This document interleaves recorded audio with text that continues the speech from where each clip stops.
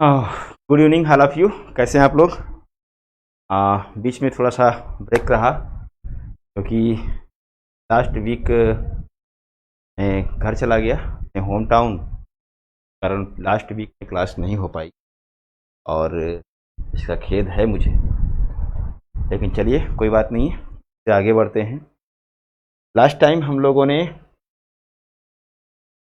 जो pressure belt की shifting थी, प्रेशर बेल्ट की शिफ्टिंग को देखा था और आशा करता हूं कि जितना भी क्लास क्लाइमेटोलॉजी में हुआ है उतनी क्लास आपने अडॉप्ट कर लिया होगा, तो सीख लिया होगा। क्योंकि हमने पहले ही बताया था कि क्लाइमेटोलॉजी में सीखना है, इसमें पढ़ना नहीं है, इसमें हमें सीखना है वो चीज़ कैसे हो रही है। यानी पूरा जो फिनोमिना है प्रेसिपिटेशन का पूरा मैकेनिज्म हमें समझना है, किस किस रीजन में कैसे वर्षा होती है। तो उसी फिनोमिना को हम लोग समझने के क्रम में आज आगे बढ़ेंगे और उसमें भी कुछ कॉन्सेप्ट है, उस कॉन्सेप्ट को हम लोग करेंगे। थोड़ा सा आप लोग क्या करिए कि अगर संभव हो तो आप लोग वीडियोस को शेयर कर दीजिए, ज़्यादा अच्छा रहेगा, है ना।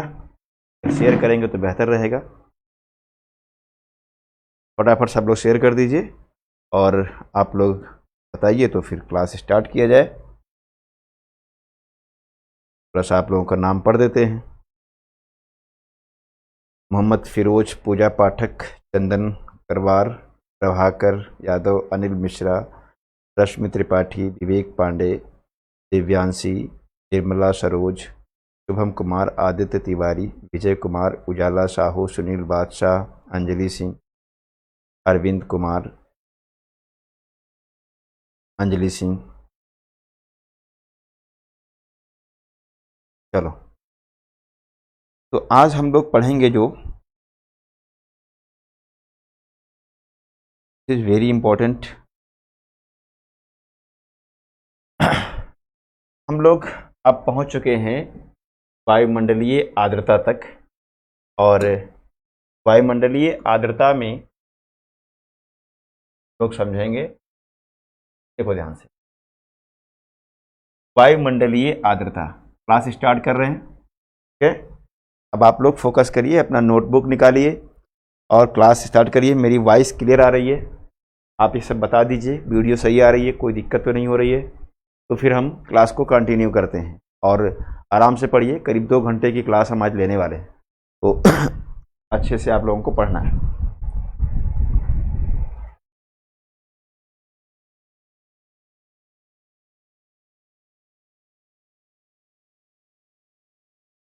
तनु किरण यादव गुड इवनिंग, पूजा पाठक सबको गुड इवनिंग, गुड इवनिंग।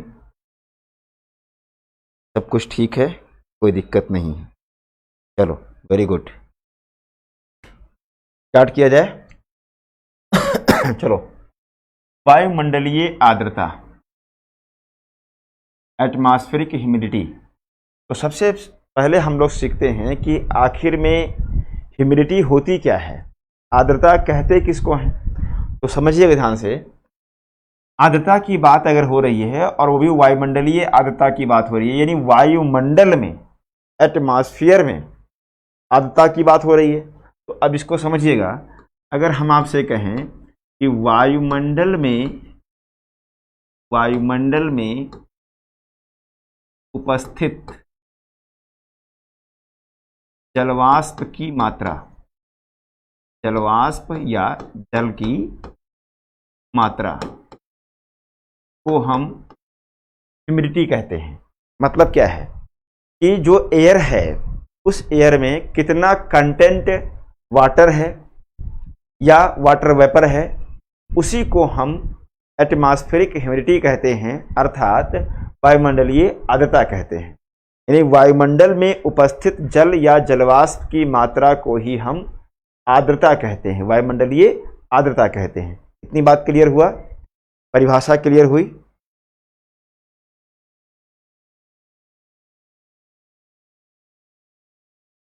ठीक है, अब चलो देखो, जो वायुमंडलीय आर्द्रता होती है, ज्योग्राफी की दृष्टि से अगर देखा जाए तो हमें केवल सापेक्ष आर्द्रता को देखना है, केवल सापेक्ष आर्द्रता को समझना है। लेकिन आर्द्रता कितने प्रकार की होती है उसको भी हमें समझ लेना जरूरी है, कहीं पर भी प्रश्न पूछा जा सकता है। देखिएगा ध्यान से, वायुमंडलीय आर्द्रता क्या है तो हमने उसकी परिभाषा बताई। अब देखिए वायुमंडलीय आर्द्रता के प्रकार कितने टाइप की होती है। तो एक होती है निरपेक्ष आर्द्रता, एब्सोल्यूट ह्यूमिडिटी, ठीक है। एक होता है विशिष्ट आर्द्रता, स्पेसिफिक ह्यूमिडिटी, और एक होता है सापेक्ष आर्द्रता, रिलेटिव ह्यूमिडिटी। यानी 3 प्रकार की आर्द्रता होती है। कितने प्रकार की? 3 प्रकार की आर्द्रता होती है। एक होती है निरपेक्ष आर्द्रता, एब्सोल्यूट ह्यूमिडिटी, एक होती है विशिष्ट आर्द्रता, स्पेसिफिक ह्यूमिडिटी, और एक होता है सापेक्ष आर्द्रता यानी कि रिलेटिव ह्यूमिडिटी। अब इन तीनों को समझ लिया जाए, इन तीनों का मतलब क्या होता है। अगर तीनों का मतलब समझ में आ जाएगा तो हम लोग बड़े ही आसानी से रिलेटिव ह्यूमिडिटी को भी अच्छे से समझ लेंगे। चलो ठीक है, देखो ध्यान से। जो निरपेक्ष आर्द्रता होती है इसका मतलब क्या है? इसका मतलब होता है दोस्त, जलवाष्प की मात्रा बटे वायु का आयतन। मतलब इसका क्या हुआ? इसका मतलब ये हुआ कि जैसे मान लो हमने कहा कि एक सरफेस है, ध्यान समझिएगा, ये सरफेस है और इतना एरिया हमने ले लिया, इतना एरिया हमने कवर किया। अब कुछ भी हो सकता है, वो 1 वर्ग किलोमीटर हो सकता है, 1 वर्ग मीटर हो सकता है। मान लो कि ये 1 वर्ग मीटर है। इस 1 वर्ग मीटर की वायु को हमने लिया और इसमें देखा कि भैया जलवाष्प कितना है। ये जैसे मान लो आपका एक कमरा है, मान लो एक कमरा है 10 बाई 10 का, मान लो 12 उसकी ऊंचाई है, 10 चौड़ाई, 10 लंबाई, ऐसे एक कमरा है। अब इस कमरे में जो वायु है उस वायु को कांस्टेंट करिए और उस वायु में देखिए कितना वाटर उपस्थित है, कितना जलवाष्प है। मान लिया कि आपने देखा कि भैया इसमें 50 ग्राम वाटर वेपर है 50 ग्राम। तो हम कहेंगे कि यहाँ की जो आर्द्रता है वह आर्द्रता कितनी है, तो आप कहेंगे 50 ग्राम है। 1 वर्ग किलोमीटर, 1 वर्ग मीटर, जो भी आप पैमाना लेना हो ले सकते हैं, लेकिन वायु का जो आयतन होगा उसी आयतन में हमको देखना पड़ेगा कि कितना पानी है। बात समझ में आई? अब यहां पर समस्या ये है कि ये आर्द्रता मापन की अच्छी विधि नहीं मानी जाती। निरपेक्ष आर्द्रता मापन की अच्छी विधि नहीं होती, इससे सही से मेजरमेंट नहीं क्या कर सकते आप। तो ये मेजरमेंट की एक अच्छा मेथड नहीं माना जाता। तो क्यों नहीं माना जाता? अब इसके पीछे कारण है। जैसे मान लिया हम अगर कहें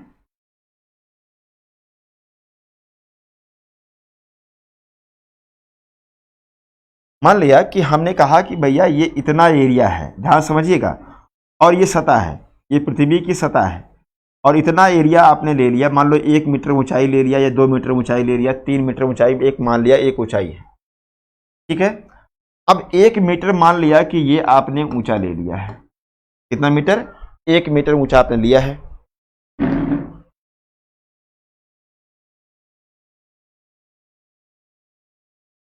एक मीटर ऊंचा आपने लिया है। अब 1 मीटर ऊंचाई पे आपने इस वायु को लिया है और आपने कहा कि इसमें 50 ग्राम वाटर है। अब सपोज दैट ये वायु ऊपर की ओर उठ जाए, ध्यान समझिएगा, यही वायु ऊपर की ओर उठे, अपलिफ्टमेंट इसका हो रहा है।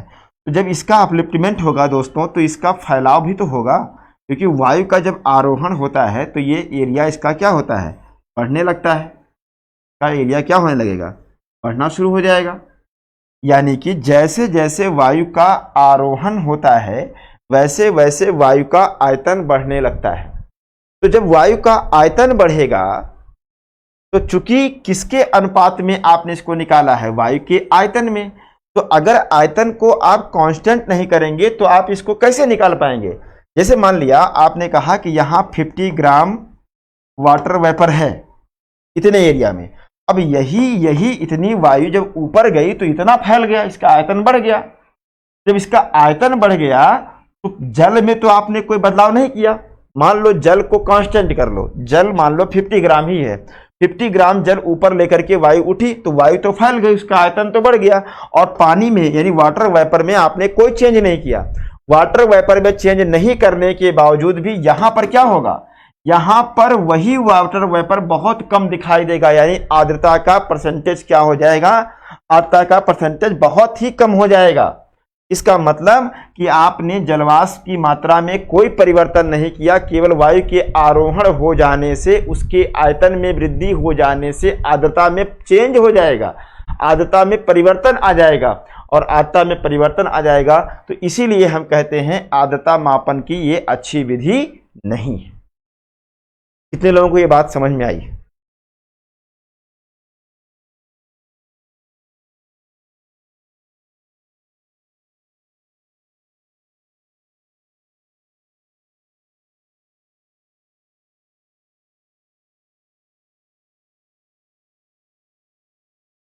कितने लोगों को समझ में आया?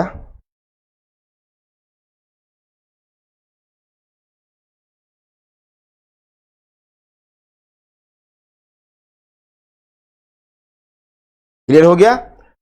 ठीक है, वेरी गुड। तो हमने कहा कि जब हम आयतन के आधार पर लिखते हैं कि इतने आयतन में इतना, तो आयतन तो बदलेगा, वायु का आरोहण हो जाएगा तो आर्द्रता में परिवर्तन हो जाएगा बिना जलवाष्प की मात्रा में परिवर्तन हुए। इसलिए आर्द्रता मापन की ये अच्छी विधि नहीं है। ओके, अब चलो देखते हैं विशिष्ट आर्द्रता क्या होती है। विशिष्ट आर्द्रता क्या होती है, इसको समझो ध्यान से।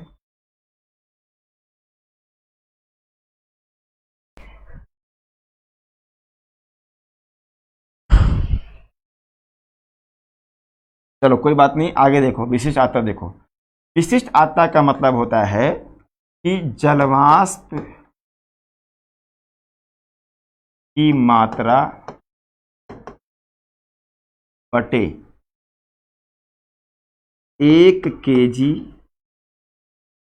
वायु, या आप कह सकते हैं 1000 ग्राम जो एयर है। अब इसको देखो ध्यान से, इसमें क्या कह रहा है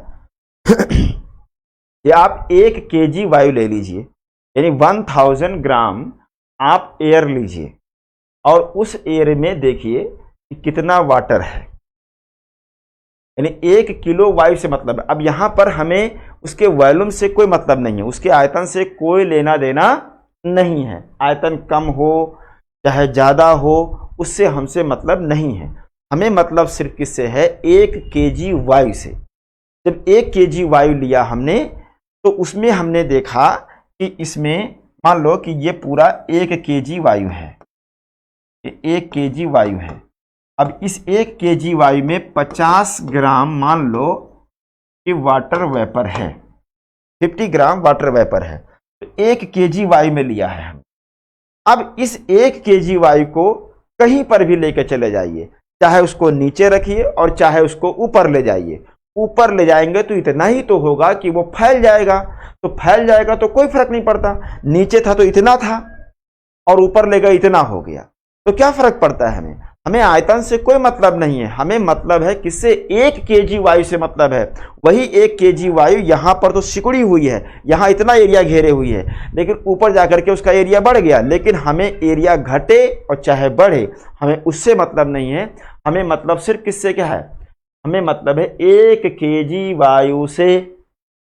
अब उस 1 kg वायु को चाहे ऊपर ले जाइए, मान लो हमने कहा 1 kg वायु यहां पर है। अब 1 kg वायु अगर यहां पर आई तो इतना बड़ा हो गया, कोई फर्क नहीं पड़ता है। हमें 1 kg से मतलब है ना, तो 1 kg में अगर हमने कहा यहां 50 ग्राम है तो यहां पर भी तो 50 ग्राम होगा। यानी कि अगर हम कहें विशिष्ट आर्द्रता में जब हम मात्रा ले लेते हैं, 1 kg ले लेते हैं, तब ऐसे में जलवाष्प की मात्रा में जब तक बदलाव नहीं करेंगे, जब तक इस 50 ग्राम में चेंज नहीं होगा, तब तक आर्द्रता में कोई परिवर्तन नहीं होगा। चाहे उसको आप नीचे रखो और चाहे उसको आप ऊपर लेके जाओ, बस इतना ही तो होगा कि ऊपर जाकर के वो फैल जाएगी तो फैल जाएगी, क्या फर्क पड़ता है। हमें मतलब है 1 kg वायु से, तो चाहे जहां आप लेकर के जाएंगे उस 1 kg वायु में जब तक आप जलवाष्प की मात्रा वाटर वेपर को चेंज नहीं करेंगे, तब तक ह्यूमिडिटी में कोई डिफरेंस नहीं होगा, सब जगह बराबर होगा। इसलिए कहते हैं कि आर्द्रता मापन की सबसे अच्छी विधि कौन सी होती है? विशिष्ट आर्द्रता होती है, स्पेसिफिक ह्यूमिडिटी होती है। यानी आर्द्रता मापने की सबसे अच्छी विधि कौन सी है? आप कहेंगे विशिष्ट आर्द्रता है। कितने लोगों को ये बात समझ में आई? जल्दी बताओ।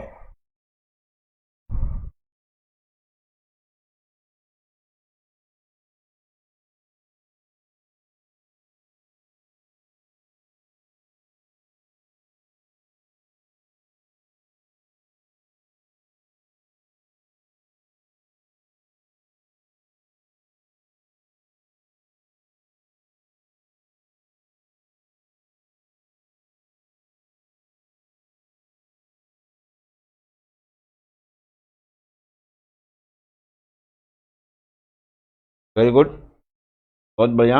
अब तो काफी लोग लाइव देख रहे हैं, अच्छा लग रहा है।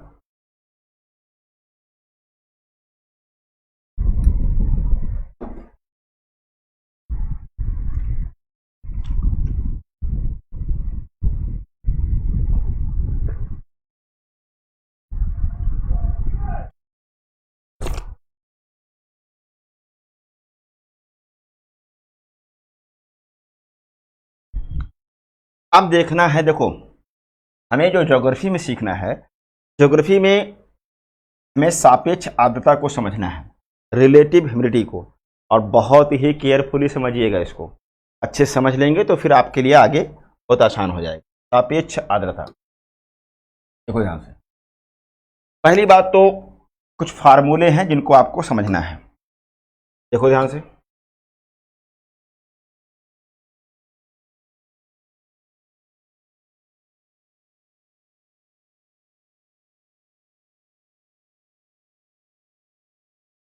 देखिए,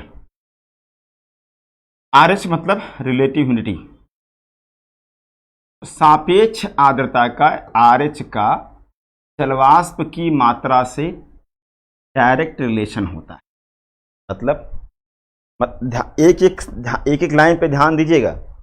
यानी कि हमने क्या कहा कि सापेक्ष आर्द्रता तब बढ़ती है जब जलवाष्प की मात्रा वायु में क्या हो? बढ़े। अब देखो ध्यान से, ये रिलेटिव ह्यूमिडिटी या हिंदी में अगर कहें सापेक्ष आर्द्रता, तो किसके सापेक्ष? किसी चीज के सापेक्ष ही तो होगा ना। तो यहां पर है वायु के तापमान के सापेक्ष। यानी वायु का तापमान जैसे जैसे बढ़ता है वैसे वैसे सापेक्ष आर्द्रता घटती है, और जैसे जैसे वायु ठंडी होती है सापेक्ष आर्द्रता बढ़ती है। यानी कि अगर वायु ठंडी होगी तो सापेक्ष आर्द्रता बढ़ती हुई दिखाई देगी, और वायु गर्म होगी तो सापेक्ष आर्द्रता घटती हुई दिखाई देगी। यानी वायु के तापमान के सापेक्ष हम ह्यूमिडिटी का वर्णन करेंगे। तो अब देखिए ध्यान से, अगर मैं आपसे कहूं कि रिलेटिव ह्यूमिडिटी का जलवाष्प की मात्रा से डायरेक्ट संबंध होता है, समानुपातिक संबंध होता है, मतलब हम कहें कि अगर वायुमंडल में जलवाष्प की मात्रा बढ़ रही है तो सापेक्ष आर्द्रता बढ़ती जाएगी। सिंपल सी बात है, वो कोई भी आर्द्रता हो, चाहे वो निरपेक्ष हो, चाहे वो सापेक्ष हो, चाहे वो विशिष्ट हो। जब वायुमंडल में जलवाष्प बढ़ेगा, वाटर वेपर बढ़ता जाएगा, तो वैसे वैसे ह्यूमिडिटी बढ़ती जाएगी। तो सिंपल सी बात है। तो जलवाष्प की मात्रा अगर बढ़ती है तो सापेक्ष आर्द्रता भी वायुमंडल में बढ़ेगी, पहली बात। दूसरी बात,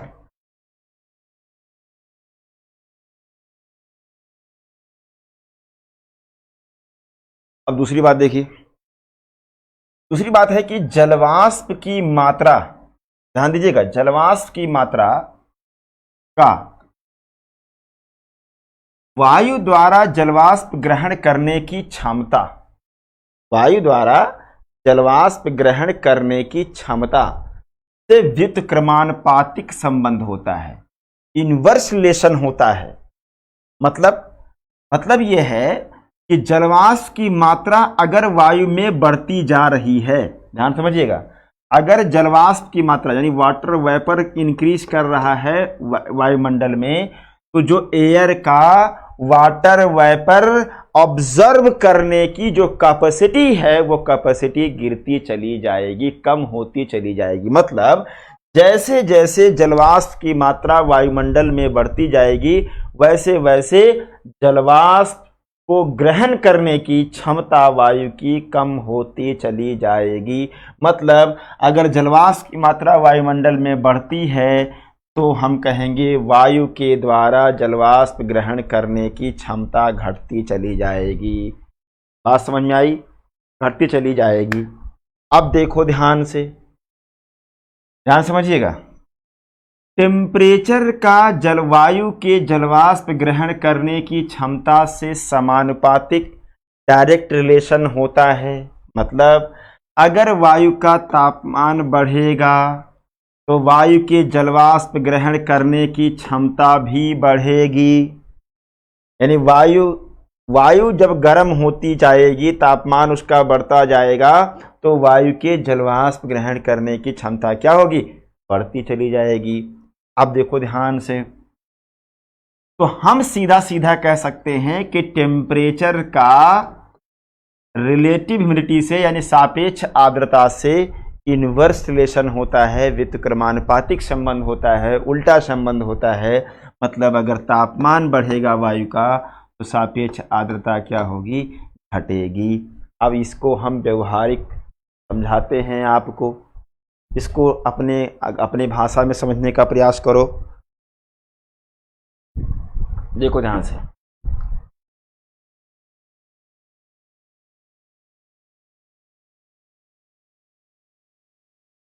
देखो ध्यान से, हमने क्या कहा? जलवाष्प की मात्रा अगर हम कहें कि बढ़ती है तो वायु द्वारा जलवाष्प ग्रहण करने की क्षमता क्या होगी? ठीक है। अगर हम कहें कि जलवाष्प ग्रहण करने की क्षमता कब घटेगी? जलवाष्प ग्रहण करने की क्षमता कब घटेगी? हम कहेंगे जब तापमान घटेगा, क्योंकि तापमान जब घटेगा तो वायु के जलवाष्प ग्रहण करने की क्षमता भी घटेगी, क्योंकि लिखा हुआ है कि तापमान बढ़ेगा तो क्षमता भी बढ़ेगी और तापमान घटेगा तो क्षमता भी घटेगी। यानी कि अगर हम कहें कि तापमान वायु का बढ़ रहा है तो वायु के जलवाष्प ग्रहण करने की क्षमता क्या होगी? क्षमता भी बढ़ेगी। अगर तापमान बढ़ रहा है तो क्षमता बढ़ेगी, और वायु के द्वारा जलवाष्प ग्रहण करने की क्षमता अगर बढ़ेगी तो जलवाष्प की मात्रा क्या हो जाएगी? घटेगी। और जलवाष्प की मात्रा अगर घटेगी तो सापेक्ष आर्द्रता भी घटेगी। अब ध्यान दो कि तापमान जब घटता है तो जलवाष्प ग्रहण करने की क्षमता घटती है। मतलब क्षमता घटी तो जलवाष्प की मात्रा बढ़ी, और जलवाष्प की मात्रा बढ़ी तो रिलेटिव ह्यूमिडिटी बढ़ी। तो हम सीधे सीधे कह सकते हैं भैया कि तापमान अगर बढ़ेगा तो सापेक्ष आर्द्रता क्या होगी? घटेगी। देखो अब ध्यान से देखो, सबको आप फिर से एक बार जोड़ते हैं, ध्यान समझो, फिर इसको व्यवहारिक समझाते हैं। तापमान मान लो वायु का बढ़ा तो क्या होगा? तापमान बढ़ा तो जलवाष्प ग्रहण करने की क्षमता उसकी बढ़ जाएगी, और जलवाष्प ग्रहण करने की क्षमता अगर बढ़ी है, देखो क्षमता अगर बढ़ी है तो जलवाष्प की मात्रा क्या हो जाएगी? घट जाएगी। और जलवाष्प की मात्रा अगर घटेगी तो सापेक्ष आर्द्रता भी क्या होगी? घटेगी। तो अगर हम कहें तापमान इंक्रीज कर रहा है तो सापेक्ष आर्द्रता क्या हो रही है? घट रही है। अब इसको ऐसे समझो, अब इसको हम व्यवहारिक भाषा में आपको समझाने का प्रयास करते हैं, बहुत ही इंपॉर्टेंट है, इसको ध्यान समझिएगा। मान लो कि दोपहर के 12 बजे, कितने बजे? दोपहर में 12 बजे, और ये आप हैं, हंसता हुआ नूरानी चेहरा आप है। तो दोपहर 12 बजे आपकी रोटी खाने की जो क्षमता होती है, यानी आपकी जो भोजन ग्रहण करने की क्षमता है वो 100% होती, 100 होती। और क्षमता कितनी है? मान लो कि आपकी 20 रोटी खाने की क्षमता है, 20 रोटी खाने की क्षमता है आपकी। कितनी क्षमता है आपकी? 20 रोटी खाने की क्षमता है। कितने बजे? दोपहर में 12 बजे। दोपहर 12 बजे आपकी 20 रोटी खाने की क्षमता है, और ये क्षमता मैक्सिमम है, अब इससे ज़्यादा नहीं खा सकते।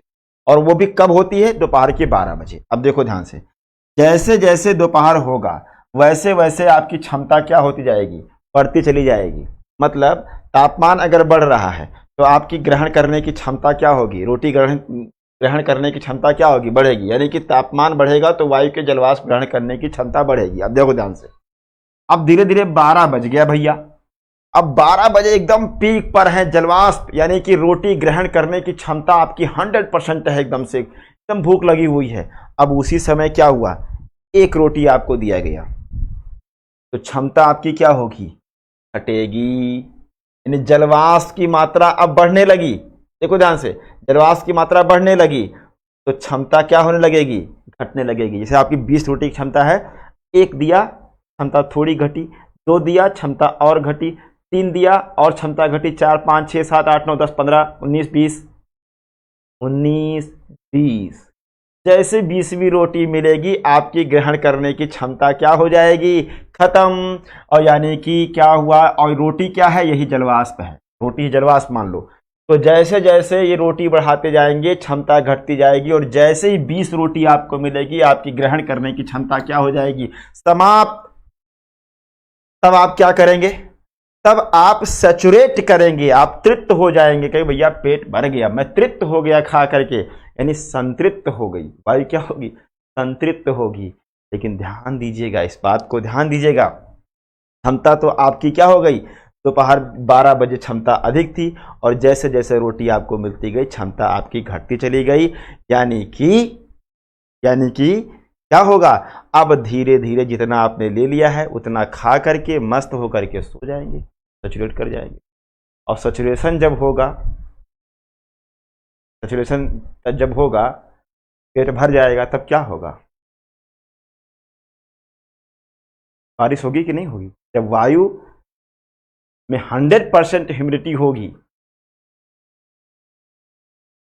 तो ही वायु क्या करेगी, संतृप्त होकर के कंडेंसेशन की क्रिया करेगी, संघनन करेगी, और फिर जलवाष्प से जल की बूंदें बनेंगी, क्लाउड्स बनेंगे और वर्षा। कुछ समझ में आ रहा है।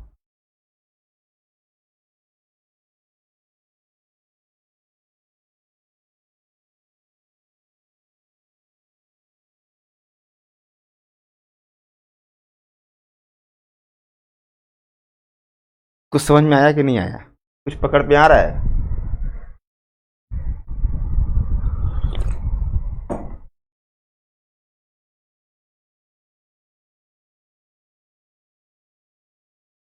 चलो, अगर क्लियर हो रहा है तो अभी यहां से और क्लियर होगा, यहां से और क्लियर होगा। चार्ट को ध्यान से देखो,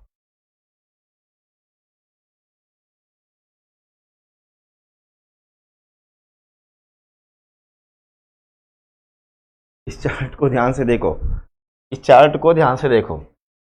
यहाँ पर हमने टेम्परेचर लिखा है, ये जलवाष्प की मात्रा लिखी है, ये क्षमता लिखी है, और ये RH है, रिलेटिव ह्यूमिडिटी है। अब ध्यान से देखो, अगर हम एयर का टेम्परेचर 20 डिग्री सेंटीग्रेड मान लें, और ये 20 डिग्री सेंटीग्रेड तापमान एयर का 100%, मतलब ये मैक्सिमम तापमान हमने माना, क्या मान लिया है, ये हमने मैक्सिमम तापमान मान लिया है वायु का। इससे अधिक तापमान नहीं हो सकता, मतलब इससे अधिक तापमान नहीं मान सकते। अब देखो ध्यान से,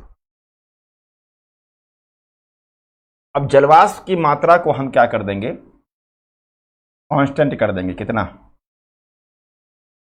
25 25।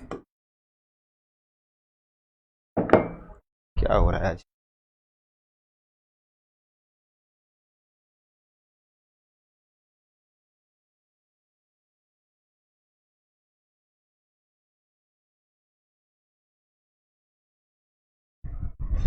अब देखो, यानी जलवाष्प की मात्रा को हमने क्या कर दिया, कांस्टेंट कर दिया, स्थिर कर दिया। अब देखो खेल, वायु का तापमान हमने 20 डिग्री माना 100%, मतलब 100% का मतलब ये कि ये मैक्सिमम टेम्परेचर मारा। तो मैक्सिमम टेम्परेचर जब मान लिया इसको, तो जाहिर सी बात है कि इस समय इसकी क्षमता कितनी होगी, 100 होगी कि नहीं होगी, इसकी क्षमता कितनी होगी, 100 होगी।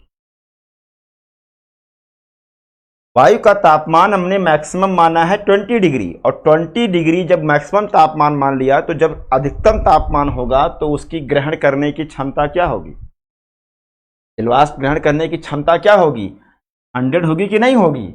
और उसको कितना मिला, मात्रा कितनी मिली उसको जलवाष्प की, ध्यान से देखिएगा, तो आप कहेंगे मात्रा उसको मिली 25। तो जब 20 डिग्री सेंटीग्रेड तापमान है वायु का तो उसकी क्षमता 100 है, मिला उसको 20, तो कितना प्रतिशत हो गया, सापेक्ष आर्द्रता कितना हुआ, 25%।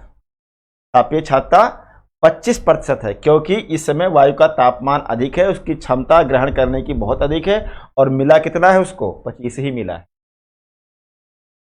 अब देखो ध्यान से, अगर हम एयर का तापमान मान लें 10 डिग्री सेंटीग्रेड, 20 की जगह हम 10 कर देंगे, ध्यान देखो, ध्यान से देखो आप, तो 20 डिग्री पर क्षमता उसकी 100 है, तो 10 डिग्री सेंटीग्रेड पर क्षमता कितनी हो जाएगी इसकी, 50 होगी कि नहीं होगी। अरे 20 पर क्षमता 100 है तो 10 पे क्षमता कितनी होगी, 50 ही तो होगी, आधी हो जाएगी। और उसको कितना मिला, 25 मिला, तो सापेक्ष आर्द्रता कितनी हो जाएगी, 50%। सापेक्ष आर्द्रता कितनी हो जाएगी, 50% हो जाएगी। अब देखो ध्यान से, अगर हम एयर के टेम्परेचर को 5 डिग्री सेंटीग्रेड मान लें, कितना मान लें, 5 डिग्री सेंटीग्रेड, तो 10 डिग्री सेंटीग्रेड पर उसकी क्षमता कितनी है, 50 है, तो 5 डिग्री सेंटीग्रेड पर क्षमता उसकी कितनी हो जाएगी, 25 हो जाएगी। और 25 उसकी क्षमता बची और 25 ही उसको मिल गया, तो सापेक्ष आर्द्रता कितनी हो जाएगी, 100%। यानी कि जैसे जैसे एयर का टेम्परेचर घट रहा है वैसे वैसे सापेक्ष आर्द्रता, रिलेटिव ह्यूमिडिटी क्या हो रही है दोस्तों, यानी वायु का तापमान जैसे जैसे घटेगा सापेक्ष आर्द्रता वैसे वैसे। ये कॉन्सेप्ट समझ में आया कि नहीं है।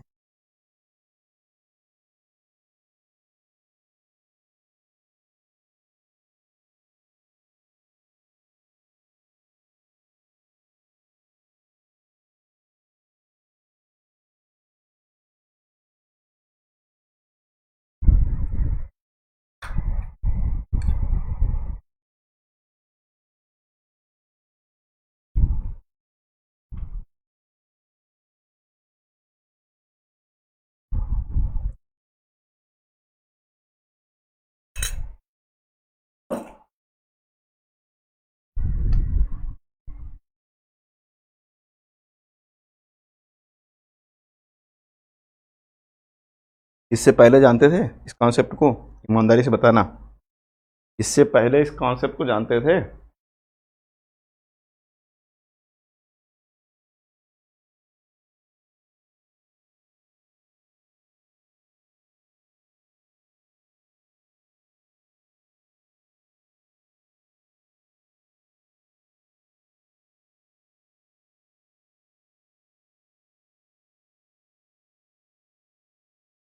देखो कितनी आसानी से आपको समझाया हमने, चीज़ें आसान है अगर समझाने वाला सामने वाला।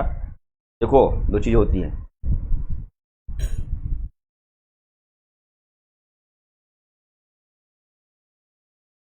देखो कितना ज्ञान है किसी के पास वो डिपेंड नहीं करता, कितना ज्ञान है फर्क नहीं पड़ता। ज्ञान कम ही हो, समझाने की कला है अगर, तो आइंस्टीन की थ्योरी को भी समझाया जा सकता है कि नहीं। तो बहुत ज्ञानी से, ज्ञान से होने से कुछ नहीं होता, प्रेजेंट कैसे करना है, चीज़ों को कैसे सिंप्लीफाई करना है, ये इंपॉर्टेंट होता है।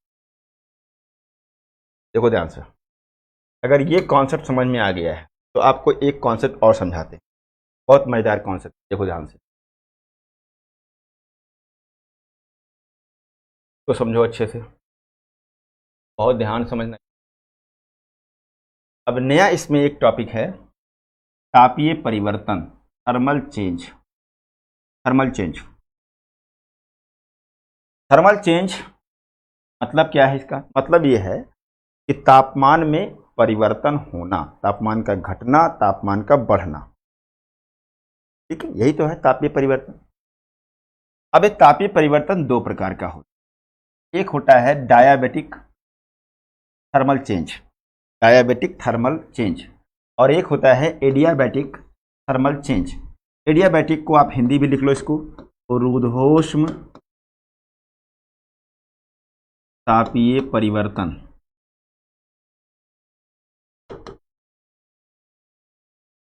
क्या समझे? तापीय परिवर्तन दो प्रकार का होता है, एक होता है डायबिटिक और एक होता है एडियाबैटिक।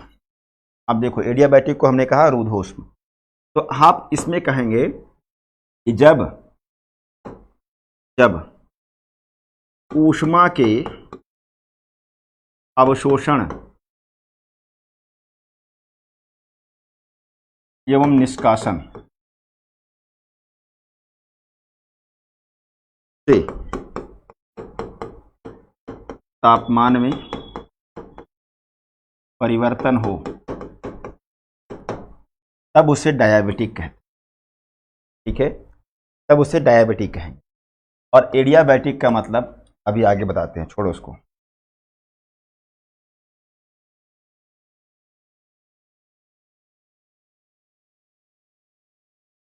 देखो ध्यान से, अभी बताते हैं, अभी रिवाइज हो जाएगा, विकास परेशान मत होइए, अभी रिवाइज होगा, अभी रिवाइज होगा। तो अब देखो, इसको भी छोड़ो।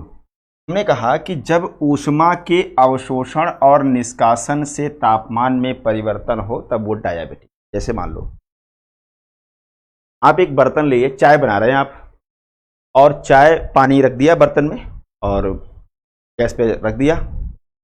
आपने गैस जलाया नीचे, ऐसा तो है नहीं गैस नहीं जलाएंगे पानी खौलने लगेगा, ऐसा तो है नहीं। गैस को आप ऑन करेंगे, स्विच ऑन करेंगे तो जलने लगेगा, तो उसको आप हीट देना शुरू कर, बर्तन के नीचे से आप उसको हीट कर रहे हैं, तो पानी को हीट दे रहे हैं। जब हीट देंगे तो धीरे धीरे वाटर क्या हो जाएगा, वाटर गर्म हो जाएगा। ठीक है, अब पानी गर्म हो गया, यानी उसका तापमान क्या हुआ, बढ़ गया। अब गैस को बंद कर दीजिए, गैस को स्विच ऑफ कर दीजिए। जब बंद कर देंगे धीरे धीरे उसमें जो पानी में ऊष्मा थी, जो हीट थी, वो हीट क्या हो जाएगी, चल जाएगी, बाहर हो जाएगी, पानी ठंडा हो जाएगा। यानी कि पानी गर्म क्यों हुआ, क्योंकि आपने उसको हीट दिया। और पानी ठंडा क्यों हुआ, क्योंकि उसमें से हीट निकल गई। तो जब ऊष्मा के अवशोषण यानी ऑब्जर्व जब करता है कोई भी पिंड, एक सेकंड यार,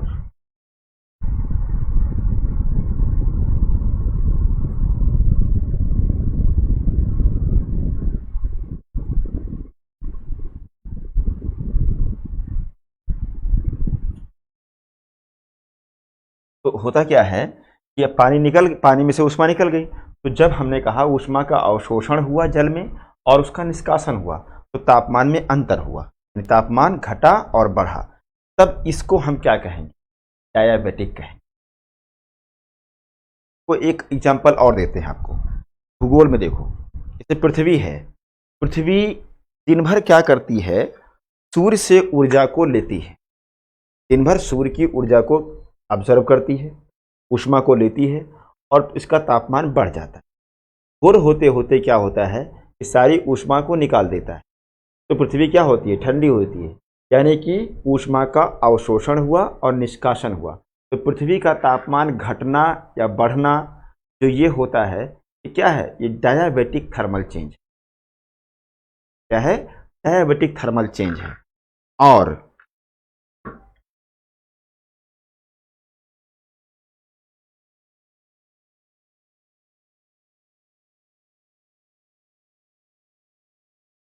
ऐसा हम ठीक नहीं कर पा रहे हैं, क्या बताएं।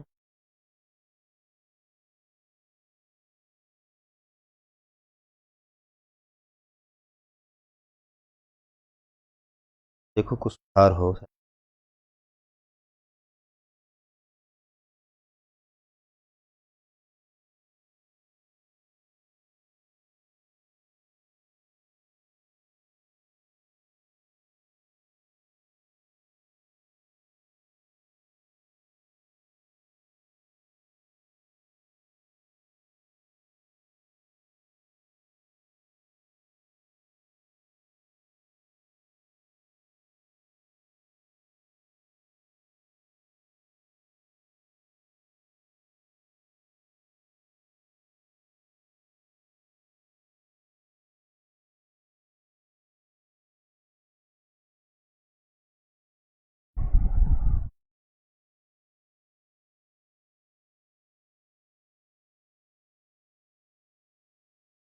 कुछ क्लियर हुआ?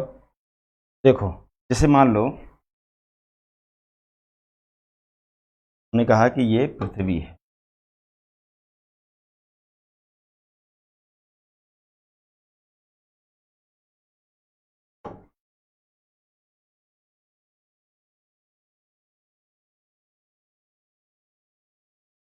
पृथ्वी है। अब इसका ये वायुमंडल है, इसका वायुमंडल है। अब होता क्या है कि दिन भर तो पृथ्वी ने सौर ऊर्जा को क्या किया, ऑब्जर्व किया, और ये सतह का तापमान क्या हो गया, बढ़ गया। दिन के समय तापमान बढ़ गया। लेकिन रात के समय क्या होता है, विशेष करके शीतकाल में आप देखते होंगे, रात में क्या होता है कि अब ये अपनी ऊष्मा को निकालते हैं, अपनी ऊष्मा को ये निकालता है। जब अपनी ऊष्मा को निकालेगा ये, तो ऊष्मा पहुंच जाएगी ऊपर की वायु में, और ऊपर की एयर ये क्या होगी, ये ऊपर की एयर हो जाएगी गर्म। इसका तापमान क्या होगा, इसका तापमान बढ़ जाएगा। और जो हमारी पृथ्वी की सतह है, इस सतह का तापमान क्या हो जाएगा, रात की बात हो रही है, तापमान घट जाएगा। तो यहाँ नीचे क्या हो जाएगी, ठंडी वायु, यहाँ पर हो जाएगी ठंडी वायु, ये आपकी ठंडी वायु है। तो नीचे बैठ गई ठंडी वायु शीतकाल में, और ऊपर जो ऊष्मा निकली ऊपर हो गई गर्म वायु। तो वो जब ऊपर गर्म वायु नीचे ठंडी वायु, तो ये आपस में फिर क्या होगा, टकराएगा और क्लाउड्स बनेगा, और इसमें हल्की हल्की बारिश होगी, जिसे हम कहते हैं क्या, जिसे हम कहते हैं फॉग, कोहरा। जो कोहरा होता है वो किसके कारण होता है, आप कहेंगे डायबिटिक के कारण होता है। किसके कारण होता है, डायबिटिक के कारण होता है। कोहरा किसके कारण होता है, डायबिटिक के कारण होता है। तो फॉग का जो कॉन्सेप्ट है, वो फॉग डायबिटिक से संबंधित है, क्योंकि जब पृथ्वी ऊष्मा को लेती है और सुबह भोर होने तक निकालती है, तो तापमान पृथ्वी की सतह का घटता है और दिन में तापमान बढ़ता है। तो ये क्या है, ये डायबिटिक ही तो है, ऊष्मा का अवशोषण और निष्कासन हो रहा है। तो मेरा कहने का आशय सिर्फ ये है कि जब ऊष्मा का अवशोषण और निष्कासन होता है तब उसको डायबिटिक कहते हैं, और कोहरा उसी के कारण होता है। फिलहाल हमें समझना है एडियाबैटिक। तो एडियाबैटिक को समझो ध्यान से। एडियाबैटिक या रूद्धोष्म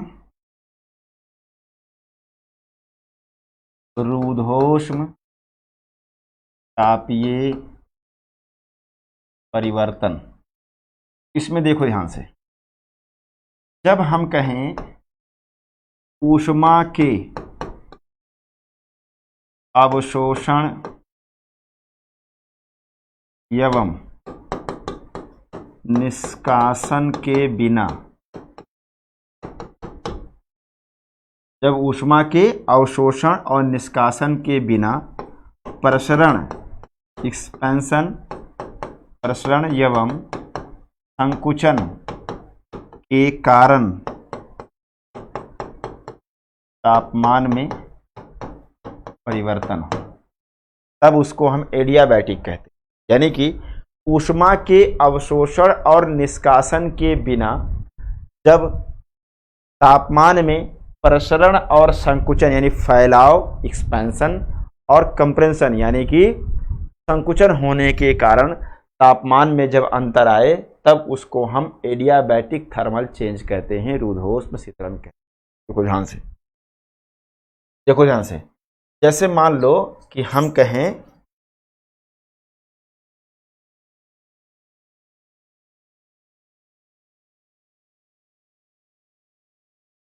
ध्यान समझिएगा, मान लो कि ये इतना वायु है, इतना एरिया में वायु है, ठीक है। अब ये वायु क्या है, मान लो हमने कहा कि इसका तापमान 20 डिग्री सेंटीग्रेड, ध्यान समझिएगा। अब इतना एरिया है इसका, अब इसी वायु का हमने कहा प्रसरण हो रहा है।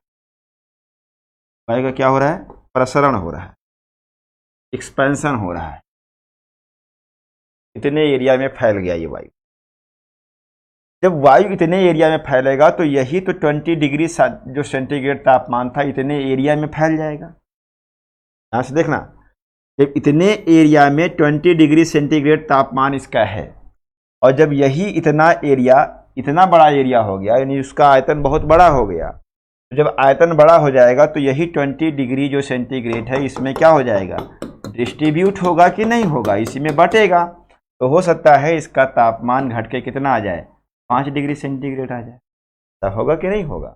यानी कि हमने कहा कि ये क्या हो रहा है, ये वायु का प्रसरण हो रहा है, और वायु का जब प्रसरण होता है तो क्या होगा, रूद्धोष्म, रूद्धोष्म क्या होगा, ऊष्मन या शीतलन, शीतलन होगा, यानी एडियाबैटिक कूलिंग होगा। और एडियाबैटिक कूलिंग होगा तो वायु का तापमान, एयर का तापमान क्या होगा, घट जाएगा, एयर टेम्परेचर। तो क्या आपने इसमें ऊष्मा दिया, लिया नहीं किया, जितना था उतना ही लिया, हमने किसी से लिया हुआ नहीं, केवल फैलाने से ही तापमान क्या हो गया, कम हो गया। केवल फैलाने से ही वायु को तापमान क्या हो गया,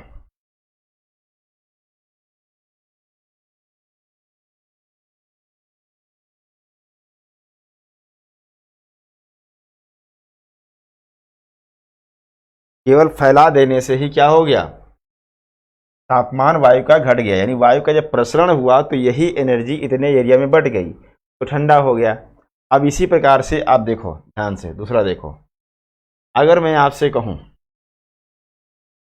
कि इतने एरिया में कोई वायु है, इतने एरिया में वायु है और इसमें हमने कहा कि इसका तापमान मान लो,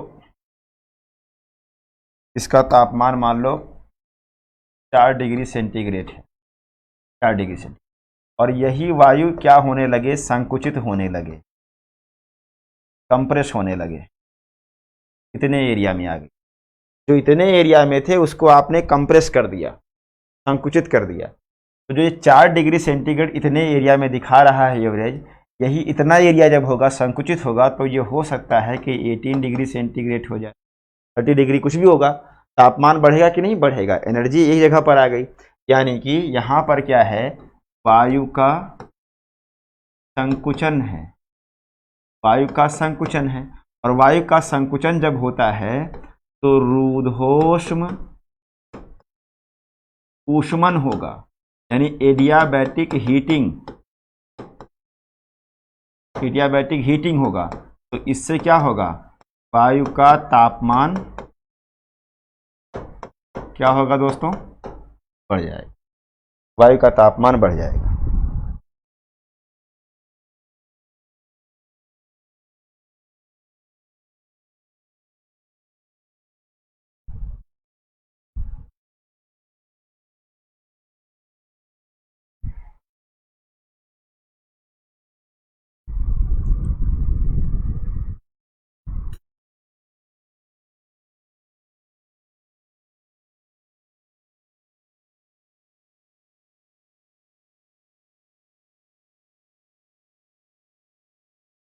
क्या होगा, वायु का तापमान बढ़ जाएगा।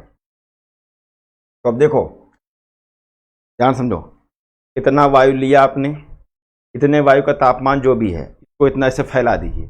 जब वायु को फैलाएंगे तो वही इतने में जो एनर्जी थी, संकुचित थी, वही एनर्जी इतने एरिया में फैल जाएगी, इतने एरिया में फैल जाएगी, तो वो तापमान क्या हो जाएगा, जाएगा।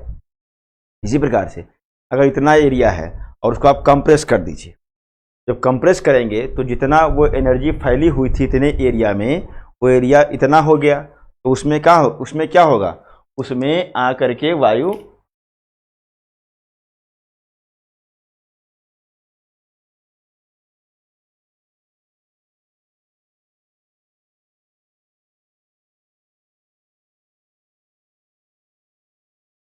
जब कंप्रेस हो जाएगा तो जो इतने एरिया में फैला हुआ था तापमान वो इतने में आ जाएगा, तापमान बढ़ जाएगा।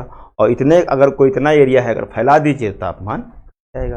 यानी कि जब वायु का प्रसरण होता है, फैलाव होता है, तो एडियाबैटिक कूलिंग होता है, और जब वायु का संकुचन होता है एडियाबैटिक हीटिंग होता है।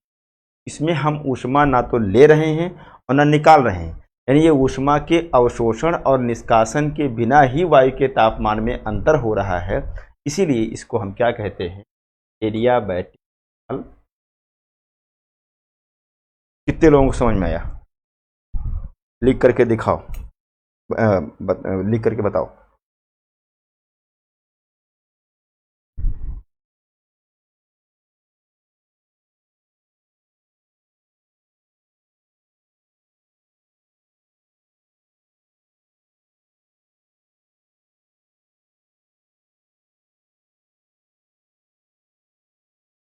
अब देखो ध्यान से, एग्जाम्पल जिसको नहीं समझ में आया है तो हम बताते हैं उसको तो ढंग से, और इसको सरल करें, इसको सरल करें तो ध्यान से। जाड़े के महीने में, शीतकाल में अपने आप को देखिए, अपने आसपास अपने आप को देखिए, क्या रहता है? अपने आप को आप संकुचित किए रहते हैं, ऐसे मुट्ठियों के क्या किए रहते हैं, बंद किए रहते हैं। ऐसे अपने आप को क्या करते हैं, संकुचित करते हैं, नहीं करते हैं? रजाई के अंदर घुस करके ऐसा मारते हैं संकुचन कि पता ही नहीं चलता है कि रजाई में आप हैं भी या नहीं हैं। सर और पैर सब एक मिल जाता है, सिकुड़े पड़े रहते हैं। अपने आप को क्यों संकुचित करते हैं? संकुचन से टेम्परेचर शरीर का बढ़ता है, जो हीट है उसको आप एक जगह पर उसको कंप्रेस करके आप हीट बढ़ाना चाह रहे हैं, मुट्ठियों को बंद रखते हैं आप अपने आप को, इससे तापमान बढ़ता है, यानी एडियाबैटिक हीटिंग कर रहे हैं आप, सिकुड़े रहते हैं शीतकाल में। वही ग्रीष्म काल में आप देखिए, बाप रे बाप, ग्रीष्म काल में क्या, मुट्ठियां खुली रहती हैं, ऐसे चलते हैं, पहलवान बन के फैल के चलते हैं ऐसे। बिस्तर में पड़े हैं तो एक पैर उधर कोने में, एक पैर उधर कोने में, एक हाथ उधर तो एक हाथ उधर। कोई बगल में अगर आ गया तो भैया दूर हटो, दूर हटो, दूर जाओ, दूर जाओ, दूर जाओ, कहाँ से आ गए? यानी अपना क्या करते हैं आप, प्रसरण करते हैं, फैलाते हैं। जो तापमान है उसको क्या करते हैं आप, फैलाने की कोशिश करते हैं और चाहते हैं कि एडियाबैटिक कूलिंग हो।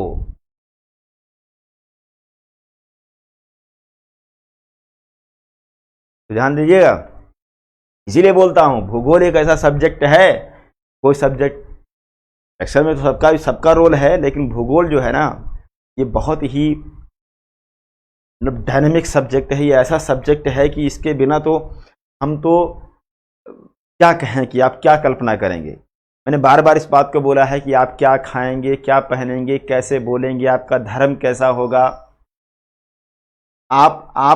आपका पहनावा कैसा होगा, आपका रहन सहन कैसा होगा, ये सब कुछ तय करता है भूगोल। आप देखते होंगे पहाड़ी क्षेत्रों में, पर्वतीय क्षेत्रों में छोटे छोटे हाइट कम होती है लोगों की। तो क्यों हाइट कर छोटी होती है? क्योंकि उनको पर्वतों पर चढ़ना है, तो अपना कूद फांद के चढ़ गए। मतलब आप देखिए तो सब चीज, हर चीज देखो, जो भारतीय त्योहार हैं, आपके जो फेस्टिवल हैं, वो सब भी कहीं ना कहीं से भूगोल से ही प्रभावित है। कभी समय आएगा तो हम इस पर चर्चा एक डिटेल में करेंगे।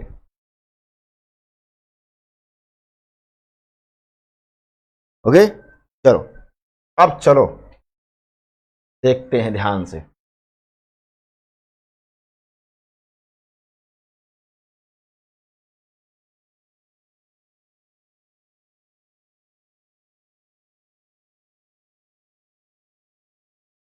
अब ध्यान समझो,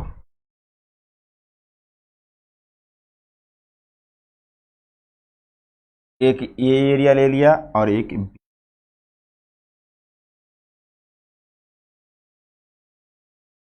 ध्यान समझिएगा। अब सारा कॉन्सेप्ट जोड़ने चल रहे हैं। यहां पर क्या हो रहा है, मान लो कि ये वायु है, इतने एरिया में वायु है, ठीक है। अब यहां से वायु का क्या हो रहा है, आरोहण हो, अपलिफ्टमेंट हो रहा है। जाहिर सी बात है, अपलिफ्टमेंट होगा तो एरिया क्या होगा, इसका बढ़ेगा। क्यों? क्योंकि वायुमंडल ऊपर की ओर क्या है, विरल है, और नीचे की ओर सघन है। बात समझ में आ रही है? यानी कि यहां पर क्या हो रहा है, वायु का आरोहण हो रहा है। ध्यान देखिए, वायु का आरोहण, अपलिफ्टमेंट। और वायु का आरोहण किधर हो रहा है? आप कहोगे भैया सघन से, ध्यान दीजिएगा, सघन से विरल वायुमंडल की ओर, विरल वायुमंडल की। अब विरल वायुमंडल की ओर हो रहा है, ध्यान दीजिएगा, सघन से विरल वायुमंडल की ओर होगा तो वायु का क्या होगा, वायु का प्रसरण होगा कि नहीं होगा? वायु का प्रसरण होगा, और वायु का प्रसरण होगा तो एडियाबैटिक क्या होगा, एडियाबैटिक कूलिंग, रुद्धोष्म शीतलन की क्रिया होगी। और रुद्धोष्म शीतलन की क्रिया जब होगी तो क्या होगा, वायु का तापमान, वायु का तापमान, ध्यान समझते चलिएगा, वायु का तापमान घटेगा, और वायु का तापमान घटेगा तो सापेक्ष आर्द्रता, रिलेटिव ह्यूमिडिटी क्या होगी, बढ़ेगी। और रिलेटिव ह्यूमिडिटी जब हो जाए कितनी, 100% ना हो जाए 100%, तो ऐसे में वायु क्या होगी, वायु सैचुरेट करेगी, संतृप्त होगी। और वायु जब संतृप्त होगी तो क्या होगा, संघनन की क्रिया होगी। और संघनन की क्रिया से क्या होगा, या तो हिमकण बनेगा या जलकण बनेगा, जलकण या जलबूंद, जलबूंद बनेगा। और जब जलबूंद या ये बनेगा तो ये नीचे आएगा,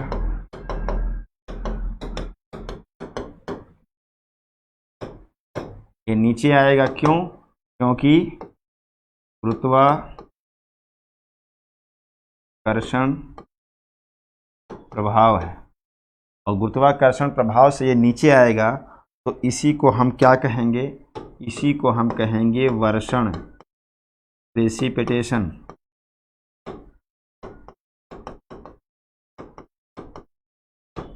प्रेसिपिटेशन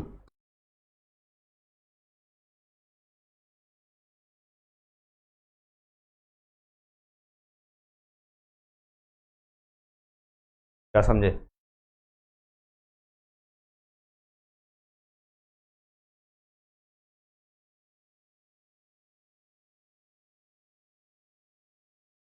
ध्यान समझो, ध्यान से।